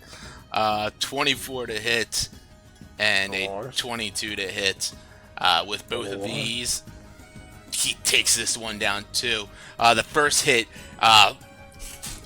gets this guy completely hunched over, just spitting out bits of his blood, and he looks over at Crux, and with his maniacal, the white mask giving a smile, it smiles up at Crux, then puts his head back down, leaving a perfect spot for Crux to give him an execution as he slices down at his head, and the head with the mask on it rolls across the ship deck. And that brings us to Langston. Battle. Alright. So we're gonna sort out what the hell this is all about, right? Yes? Okay. I'm going to, because it's concentration based, I'm gonna dismiss the wall of fire. So that way it's not, any people aren't restricted by it anymore. Mm-hmm. I'm gonna use some of my movement to get up over this way. And then I think I'm gonna just do a first level guiding bolt on the captain guy. Okay. Something we haven't seen in a bit. Indeed. So let me check that off, and let me roll to hit. Super. A Imagine 9. a 9 just absolutely torches him, yeah? Absolutely. Nope. No, unfortunately that misses. Shitty! Cool. Hey man, good for you, that's all I got. Don't worry, there's a few attacks before his turn, so we got Yeah, it. that was all I got. The bonus action, I'm gonna just stare at him menacingly, like put my hands on my hip, and just be like, "What's up with it?" And just do like a little head taunt. Starbo grabs another astral body. Yeah, what is up with it, Oh, Captain? Still a lot of mixed feeling. Okay. Captain, permission to launch? Fuck that asshole up here. It's not what I was asking. He tosses it, and the body goes flying across the air. 24 to hit. Slams into his body, and his boom goes slamming across the back wall here, and he almost falls down.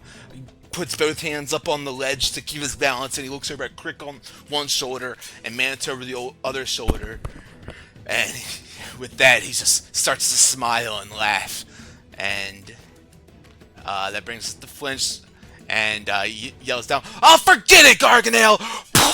And he shoots off one of the ballistas bolts. Let's see. Whoops. Clicked it twice.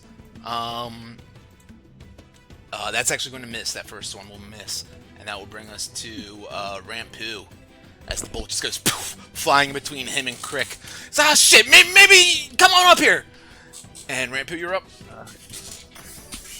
Okay, I'm gonna use a lucky to give myself advantage, and I'm gonna take a shot at him.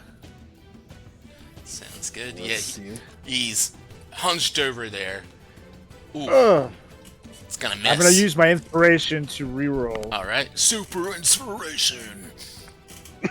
God damn it! What is happening? That's a Okay. miss. Well, shot number 2. Hopefully that gets us all out of the way here. 22. There you go. That will hit. And I'm gonna use my lightning bolt on his ass. Okay, so go ahead and use that spell slot, and let me make a dex save. 11. Ha ha! So that will be all this damage. Let me just mark and hit that. Boom. And all that. Wow, nice. Okay, as this lightning bolt streaks across the air, flying out of Rampu's longbow. Why don't you explain how you do that one? I look over at him and I'm still flying up, and I literally just look at the chaos and everything around us, and then I look back at him and I said, just so you know, on your way to hell, you should think about this. You could have prevented all this if you just let us go. And if I release an arrow, but as I release it, I basically like blow out a lightning bolt out of my mouth, and it's like a fuck you, and it just shoots it into lightning bolt, and it just goes straight through him, and it just shocks him right before he just falls backwards off the ship into the nothingness. Oof. Before he falls off into the ship, into that nothingness and everything. Whoops. As you guys look at this body steaming with the heat from Rampu's shot, you watch as the smoke starts to churn, this darkness begins to churn a bit, and as I just gave it away a little bit, you guys look and you notice that the pile which his body is eviscerated to begins to lurch out and form this human-sized insect-like creature. Oops, disconnected over there. With these dense chitinous plates. You see it's got these 2 upper arms and 2 lower arms holding a pitchfork with these glowing red eyes. And it's got this malevolence glaring out of them. And you can see that a demon has formed from where this creature, or where this man was once standing.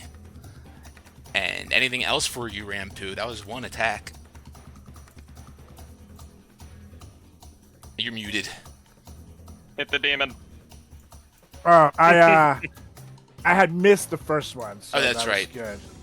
That is All right. right, Jake is gonna fly on over and take a chomp at his ass. Okay. Let me see if I can make them. And yep. Okay. Ah, right there. And now I can't see. There we go. I got that. Chomp a dump. Boom. Oof, 11. 11's gonna miss. Okay, that is that. Okay. As this creature appears on the ship deck here, coming out of this plume of smoke after being after Rampu eviscerated the captain, it looks around menacingly with its glowing eyes, and you guys can that black smoke still kind of billowing around it. It lifts up its trident, and the smoke begins to swirl all around him now, getting wider and thicker and denser as he casts darkness. Darkness. Darkness, indeed. Go ahead and put that circle out here. So unless you guys have true sight or blind sight, you cannot see through this at all. Let me get that right on his center. All right. As he casts that darkness, who's up next? Crick is up next. You can't, as I mentioned, you cannot see anything through this thick, dark haze. You can sense the creature nearby you still, however. What do you do? I am going to... Thunderwave is on. Right? Yeah. Okay, so you said I can sense him close to me. So I'm going to cast Thunderwave out of my armor, which is 15-foot square around me, 15 con save, Okay. and half on a success. All right. Jake will have to make that as well. It's fine. I rolled a 22. Oh, I can't see Jake though because he's inside there. Oh yeah. Let me go ahead. I'll roll for him. Open monster stat. Con save for him would be a +2. 14 is what I rolled for Jake. I will give him a +3 so he can pass my 15. Okay, so he'll take 7 damage then. Oh, that's, And so yeah, it's 7. Hold on, let me just make sure that is. Yeah, it's safe. Yep. So they both take 7, and then I'm hoping that's a con save for the spell. Maybe. Let me double check. I did just check it, but I think it wasn't. But let me check again. Okay. Oh, it is. It is. So con save. Okay. Let me make a 10. So that's a fail. Wait. Sorry. Actually, I have advantage on this. So do it again. 13. Okay. Oops. All right. As you cast out this thunder wave, you definitely get a bit of this demonic creature right around you. Not as much as you would hoped for. Is there anything else that you want to do, Crick? That's it. Okay, Manto, you are up. Can't see through this darkness currently, or the creature within the darkness, but if you were to... Manto can see like maybe 5 feet, 10 feet within that darkness area, himself being the Thri-Crane that he is. So what, I'd have to step into it? Yeah, I believe your blind sight's only 10 feet, right? So... Yeah, but I have dark vision. The dark vision doesn't matter for this. Oh, because it says I can see It's magical darkness as if it were dim light. Oh, okay. Yeah, no, this purposely avoids dark vision. Okay. Well, then I will, I guess, step. I would know that actually, she's a fucking puddle, so I would step on her. And from what I remember, he's right there, unless he's moved. I would then be able to see, and I would shoot at him. Okay. Yeah, you would be able to see the outline of him, his glowing big bug-like eyes. A strange form for you to be looking at face to face, as it's another kind of insectoid-like creature in front of you. Well, actually, I'll use Psychic Blade. Okay. Nat 20. Nat 20, nice. Yeah. Fuck yeah. So, with a sneak attack, since crit. Nat 20. So 6. Shit. Oh, hell yeah. So, 12 damage so far. And then 30 plus 5d6. 47. Plus 47 more. Yeah. But no, plus 30 on top of that 17. So 47 from sneak attack, and then 12 from the psychic damage. So 47 from sneak attack, 59. yeah. Okay. 59 total. Jeesh! Manto just...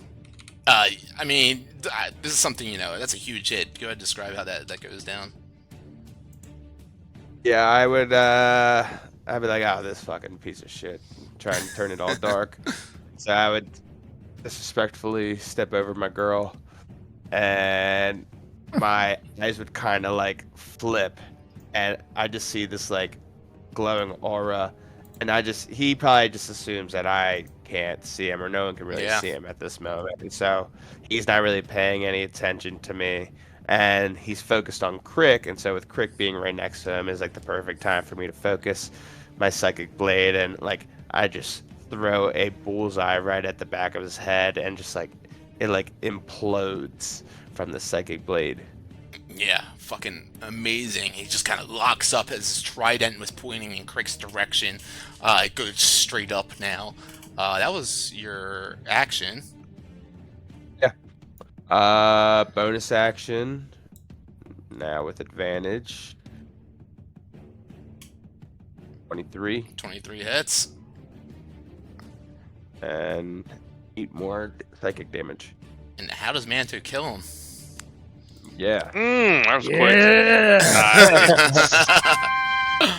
Get that dagger out of here. Yeah, so after that bullseye, I just see him. He's fucked, and he's still focused on Crick. So then with my other hand, I throw, like, pretty much just, like, right next to it, and it kind of forms this, like, little piece that, like, then just kind of, like, all this blood starts to fucking spew out from the back of his head.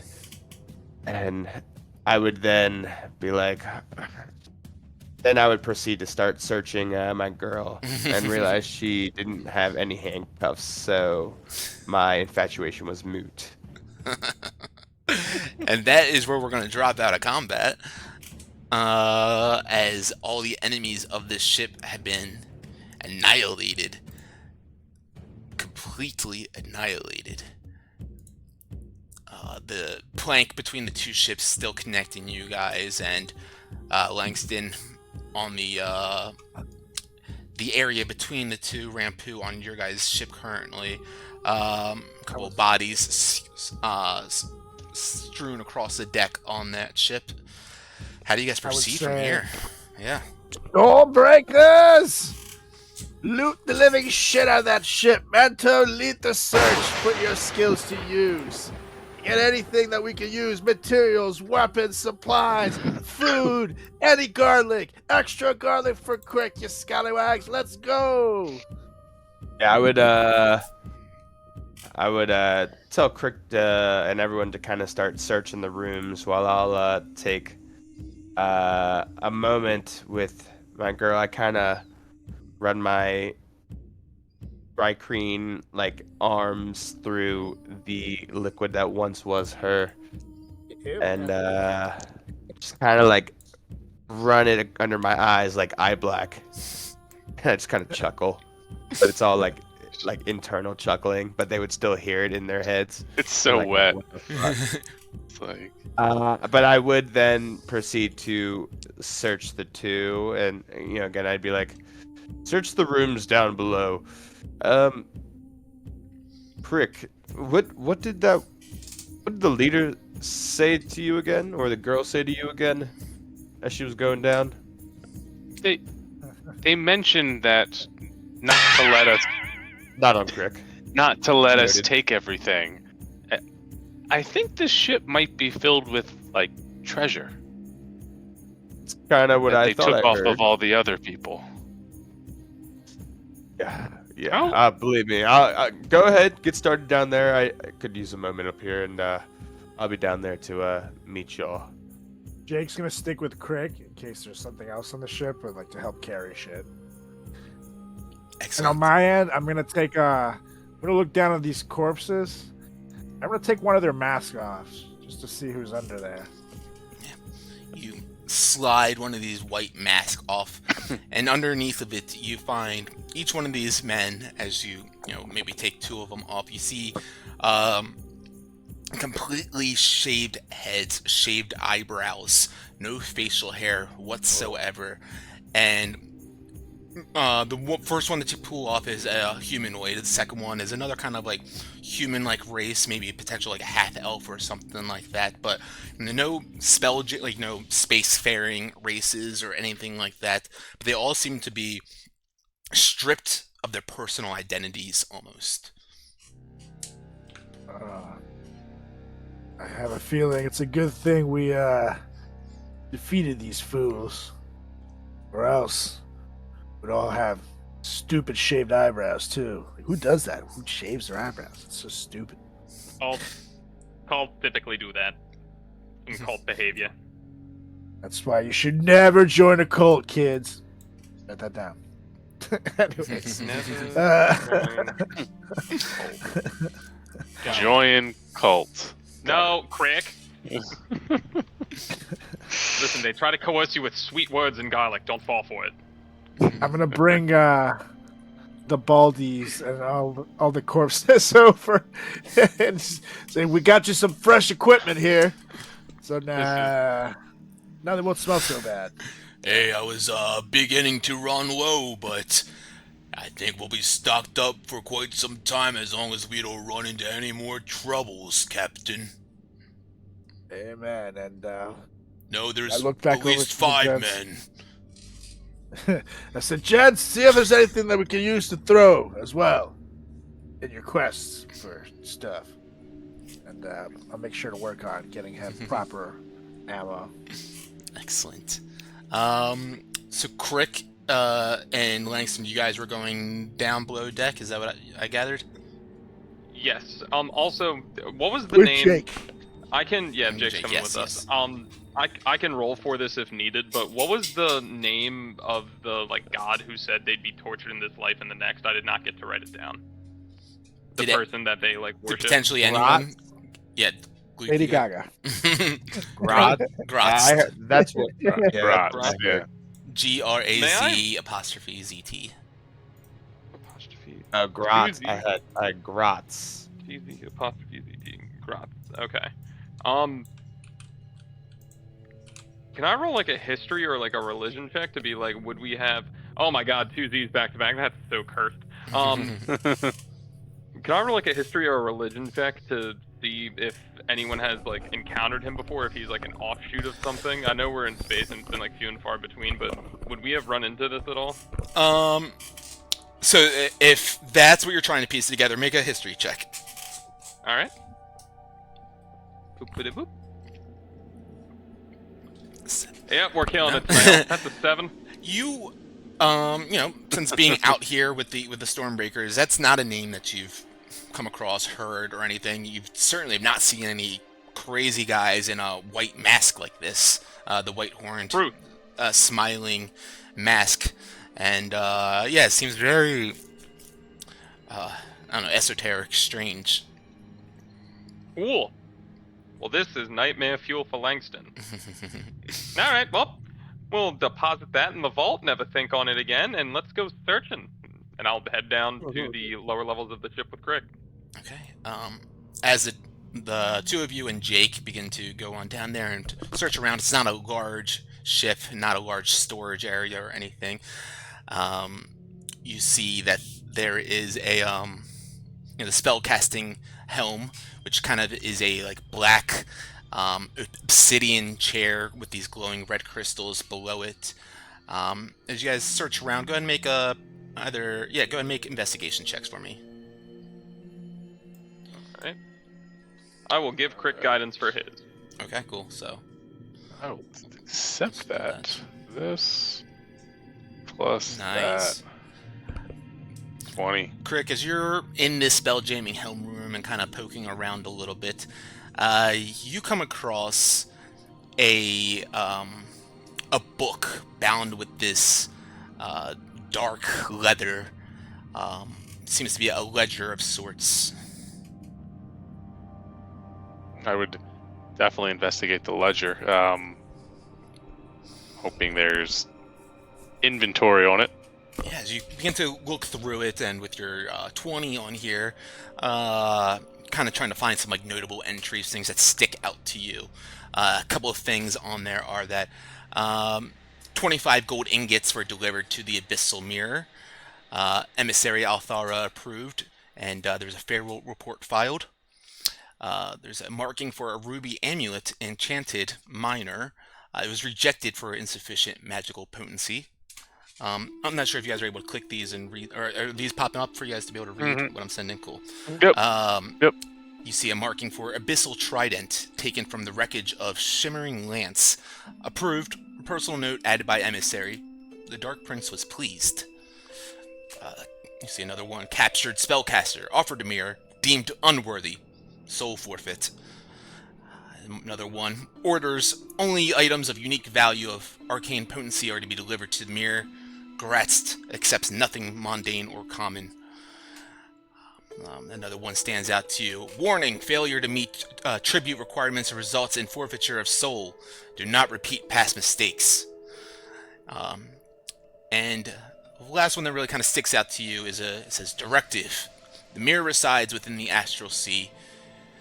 Approaching coordinates inscribed in, and then you see these infernal kind of letters or writings kind of scribbled out on the ledger there. And Oh, so it's coordinates to. Okay, so the mirror's not in the ship. All right. yes. Sorry. Yeah, all good. Yeah, since you rolled pretty high, I would say that maybe one more thing I'll throw in there is there's like kind of some side notes written on the ledger. I guess someone was just kind of scribbling things that they had in mind, not something that was maybe necessarily having to pertain with the ledger, but two little markings that you see. It says approach with caution, envoys guard the mirror, trespassers who lack authorization will meet fiery oblivion. And another one in more of like a cryptic kind of phrase, the mirror sees desire but reflects only despair. Gratz waits on the other side.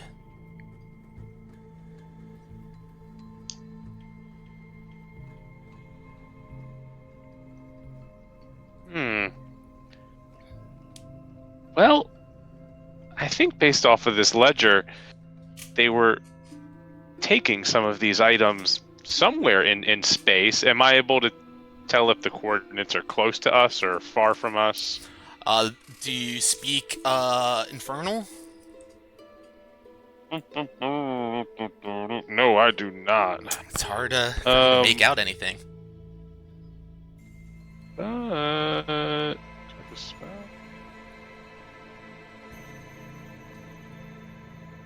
No, I do not have any spells.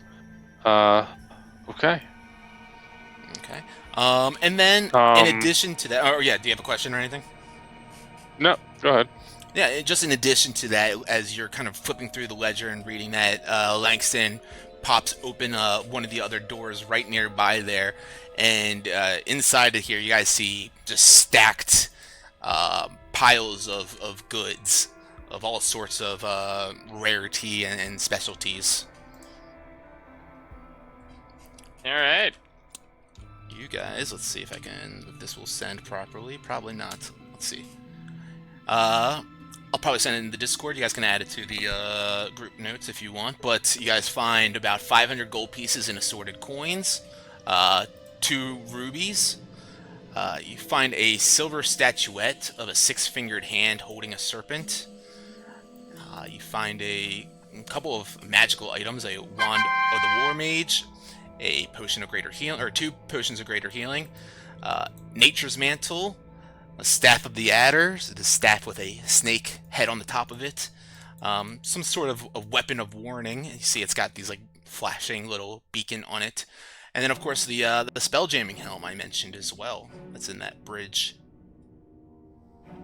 I'll go ahead, and you guys don't have to worry about copying that. I'll send it to the loot pile.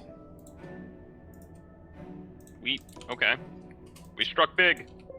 We struck it big. So this is the Spelljammer helm is in this. Can we see, just based on what Crick said about like if we end up, going to this abyssal mirror, it's like those who like don't have like, I don't think it was proper credentials, but like amounted to those without like proper clearance or whatever will be like fiery blaze. Can we see if this helm has like any markings or anything, or any type of seal that would let it like go to the abyssal mirror like safely? Alright, make an Arcana check. All right. Whoop. What's the actual hell? 13. With a 13, you'd be able to ascertain certainly that this is a nice spelljamming helm that could get you guys some gold in your pockets. However, you're not certain if it has any sort of like way for you guys to be able to access this mirror or anything like that. Clearly, though, you guys are able to piece together that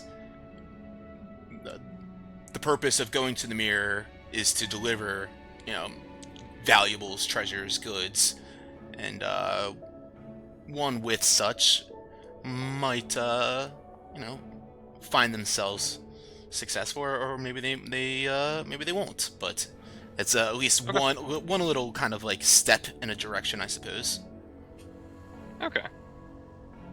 Well, we'll pocket it, and we can discuss with everyone else once we split everything. Yeah. Yeah, can I take the? I can take the leisure, right? It's just book. Sure.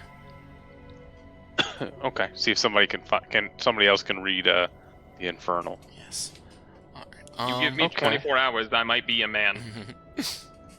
As you guys are downstairs searching around up here, Manto is upstairs looking around at the captain and his daughter, seeing if he can find any contents left behind up here.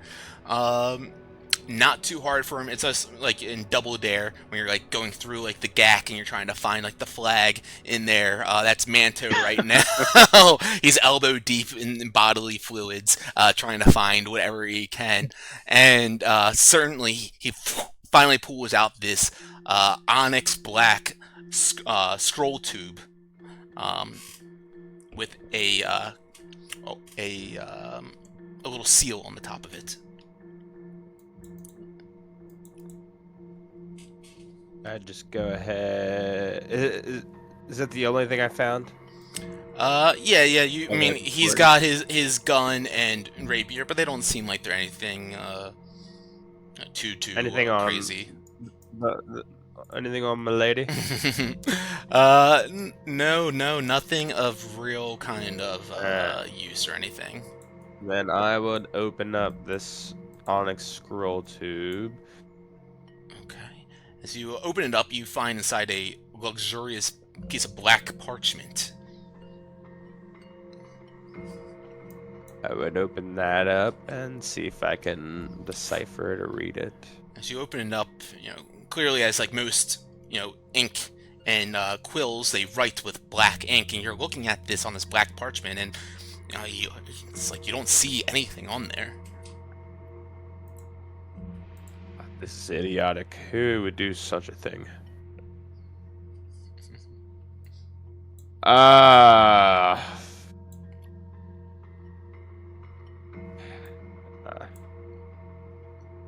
I would hold on. Actually, this is the only thing that I found. I would then proceed to go down with Langston and Rick and Jake and be like, "How we looking, you guys?" We got a good haul. We got a good haul. I think we're looking pretty decent. Beautiful, beautiful. Langston, would you be able to kind of see if there's some sort of like arcanic energy behind this parchment? I found this onyx scroll tube, and within inside it was this black parchment. I obviously can't see any inscription on it. So maybe you might be able to decipher it in some way with the light. Sure. Let me see if that helps. Can I just use my light cantrip to see if that helps with any of it, or if it does anything? And then if not, I have 2 other things I can try. As you use your arcane abilities to create this magical light emanating from you, you watch as these letters shimmer across the page. Holy shit, I'm a genius. Yes, sir. Yes, you are. And you read the letters, of course. It says, "To my servant, Tenebra, your devotion to me is measured not by words, but by offerings. Bring me treasures of power, beauty, or unique craftsmanship. Bring me the dreams of mortals crystallized in their desperation and ambition. The abyssal mirror remains the gateway to my domain, as its guardians will ensure only the worthy pass. Coordinate with my envoy, Althara, for your next delivery. Fail again, and you shall wish for death as you wallow in eternal servitude. If you find adventurers or wandering fools with items of interest, relieve them of their burdens. Mortals are so careless with their valuables. Delight me, and I may grant you a fragment of my power. Disappoint me, and you will join the ranks of those who scream in vain for my mercy." And it's signed, the Dark Prince. Metal. I suggest we don't disappoint him. Sounds definitely on the list of the do not anger. So, are we just looking for a fucking mirror in the Astral Sea? I'm trying to decide, is there a literal mirror or is that like code for a planet? Like, you know, the Rock of Brawl wasn't actually a rock. Like, you know, not like a stone. So is it just like a really translucent, like, station? I don't know. I'm kind of done assuming things in this fucking sphere. Well, maybe Crux or Warwick knows something, unless... Did anyone find any, like, maps or coordinates or anything like that? The only thing we found was this ledger, but we need someone that can read this lovely language in here. But I think Langston might be able to have a chance at that tomorrow, right? You give me 24 hours and I will be a man. We've got time. You are a We man. can wait the 24 hours. You getting bar mitzvah? Yeah. Yes, I am. Langston's big day, everybody. Someone get me a chair now. Hey, Langston, I like your new little hat. Hey, thank you so much. You like my sideburns? I was about to say the same 10 thing. minutes. Incredible. All right, you guys have this stuff from the ship and everything. I guess you guys probably board back onto your ship and you guys are talking about this with your crew, or you begin to talk about it with Rimpu and everyone. Let me just drag you guys over here. I'll get rid of this ship now too. All right, as you guys gather, you know, you search over the ship, you find everything that you feel like you possibly could, and after searching over the captain and his daughter and finding this note as well, you guys begin to, you know, question or have a couple of questions and begin to try to piece some things together. Yeah, continue on whatever you guys were just discussing, actually. What did you find?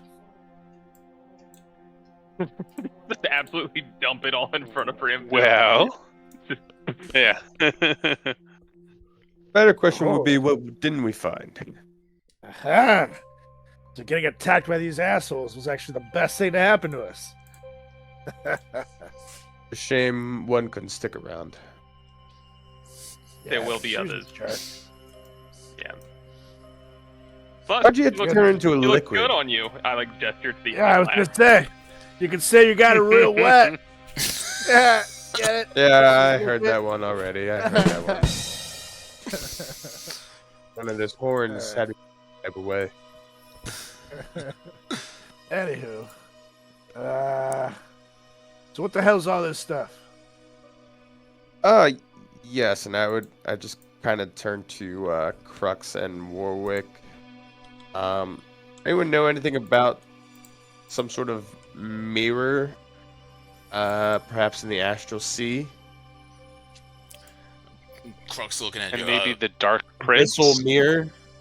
Mirror, what you talking about? Just, you know, like a vanity mirror floating out in space? I was hoping you would know. Or the Dark Prince, Tenebria?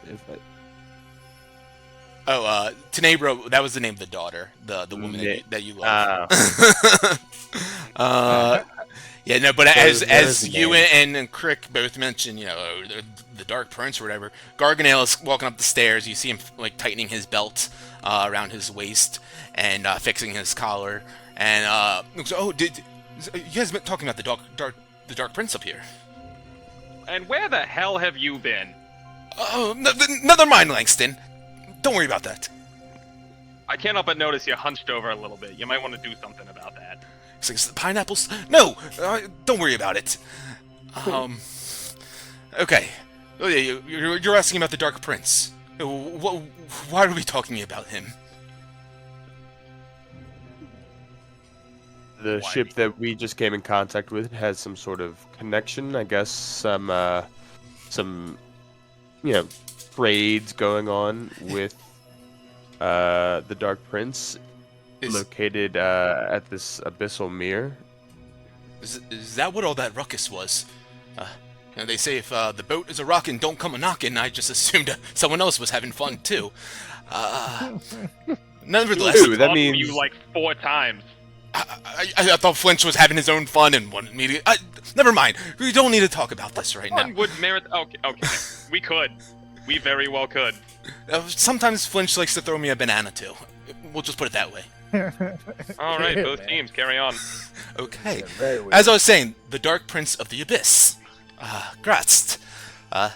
Cunning as a devil, though he's no such thing. He rules with charm and treachery. He's got a city, a paradise down in the abyss. They call it a paradise of pleasures, for those foolish enough to trust it, at least. Gratzt, he thrives on bargains and schemes, and he twists even the sharpest minds to his own will. And if you cross him, you'll wish you didn't. But deal with him, and well, you'll wish you'd never been born. So, let's say in a hypothetical sense, his servants and those who do his bidding tried to hijack us but met an untimely demise. How on his radar does that put us? Oh, Langston, please don't tell me that's the case. I look over my shoulder at the puddle of Tenebra, and I look back, I look over, and I'm just like, no. And just kick some of the loot to the side. I knew. Hide the book. Hide the book. Okay. Well, that might make things easier with us trying to find him.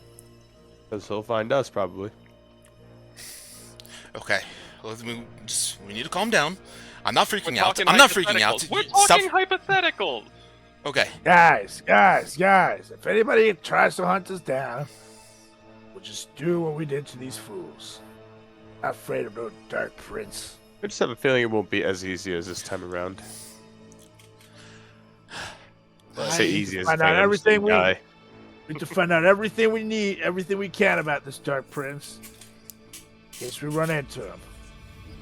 Is that not who we just killed? Oh. Dark. Handsome. He looks over. I don't believe Gratzt is here currently, and probably for the best, or else we might be the ones in puddles instead. Cool. This wouldn't happen to be like a religion, would it? Not quite. It's Okay.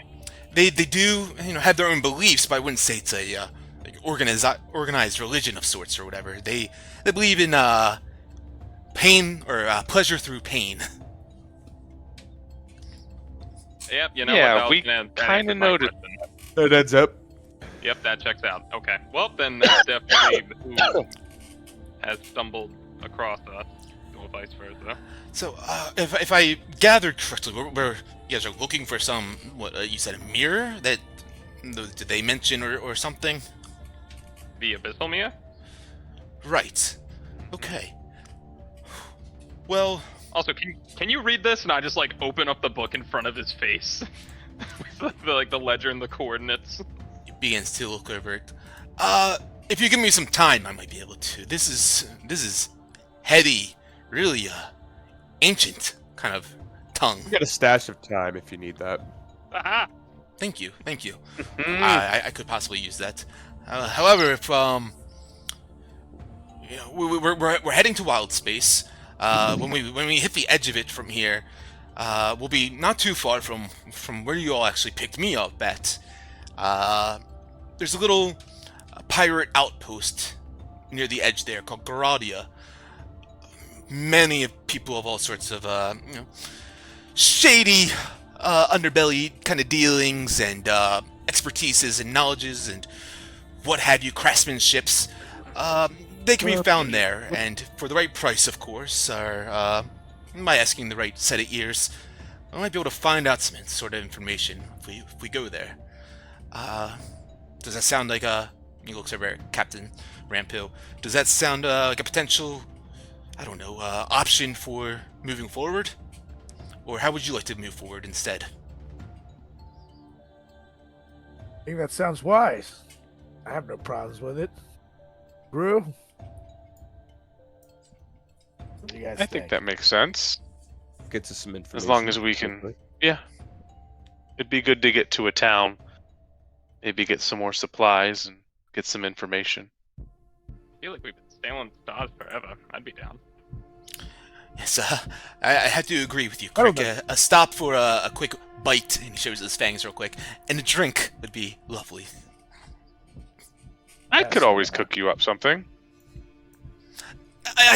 Garlic, vampires, they don't go hand in hand. Well, we're dealing with vinegar now too, but we can talk about that later. Really, Crux, this is the best we can... Thank you, Crick. Appreciate it. Oh, I know you are not criticizing my boy Crick right now. Absolutely not. It's just a little below me. You know, you, I will do no such thing. Blow me. Actually, you know what? Where the fuck is Plank? Let's get over here. It's like, I just had that taken care of. Never mind. Okay. Who was down there? Oh, fuck, Topola. And he says, "Well, Captain, I can relay the message to Topola if you'd like. Sounds good to me. I'll be right back." And he goes. You have 2 minutes. I don't put a timer on me, Langston. You have 2 minutes. If I don't see you back down there, we're coming knocking. I Not had if, to have been Topola then. not if there's a sock on the door, and he disappears. I start my stopwatch. Crux and Warwick looking around at each other. So you guys thinking what we're thinking? You see them, they were kind of having a little conversation back and forth with each other while you guys were talking about this. I don't know. What are you thinking? You see here, and they kind of whisper to each other. Take a guess. Take a guess. The Black Prince. Whoa, Rampu, easy now. He's just a prince. You don't have to, say the first part. Sorry. I come from an old world. I get it. Trust me, I get it. Now Rampu gets out canceled. here. I say, he pulls out his gun, flips like the chamber open, spins it around a little bit, smacks it. It's time to kick some demon ass. Yeah. Now, do you guys know much about fighting demons? Like what, obviously like vampires, their weakness is garlic and such. Anything we can protect ourselves with in order to fight such a beast as this demon. I put my hand on Rampu and just let light shine in my hand, and then just like lean in towards him, just like you got me. I go, that's a pretty neat trick, but back to the subject at hand. How do we go fighting these demons? We don't have 2 time for hands of magic light. right now. I'm just like, hello, it's your boy. Hello, Langston. I know. Hello. Hi. But again, guys, what are we going to do? Langston would then hear in his head, "Tell him if we eat enough garlic, it'll protect us from the demons." Maybe if we eat enough garlic, it'll protect us from the demon. That's the smartest thing I've heard in this entire goddamn shit. Holy shit. Rick, you've heard the man. It looks like it's Thanks, all we were me thinking again, too hard. boys. Incredible. You gotta think dumb. I forgot I used logic. That's on me. As you guys feel the ship begin to move once again, it starts to go left and then right, left and then right, and the Gargano says, "I'll be right there!" And then the ship begins to move and push forward through the astral sea once again, through the silvery void, as you guys travel onto your next stop, the pirate outpost of Garadia, at the edge of wild space. And that is where we will pick it up the next time we get together. Just a quick little note, though. I'm going to fast track the next 10 days as well, so you guys can tell me in Discord or tell me now what you're doing then, but we're just going to pick it up as you guys are arriving at Garadia the next time we get down. Let's do it. The ramming thing on the ship. The ramming pole. Yes, you mean Garganel and Topola. Yes, that's right. Yeah, You got 10 days. I really just said that. I know.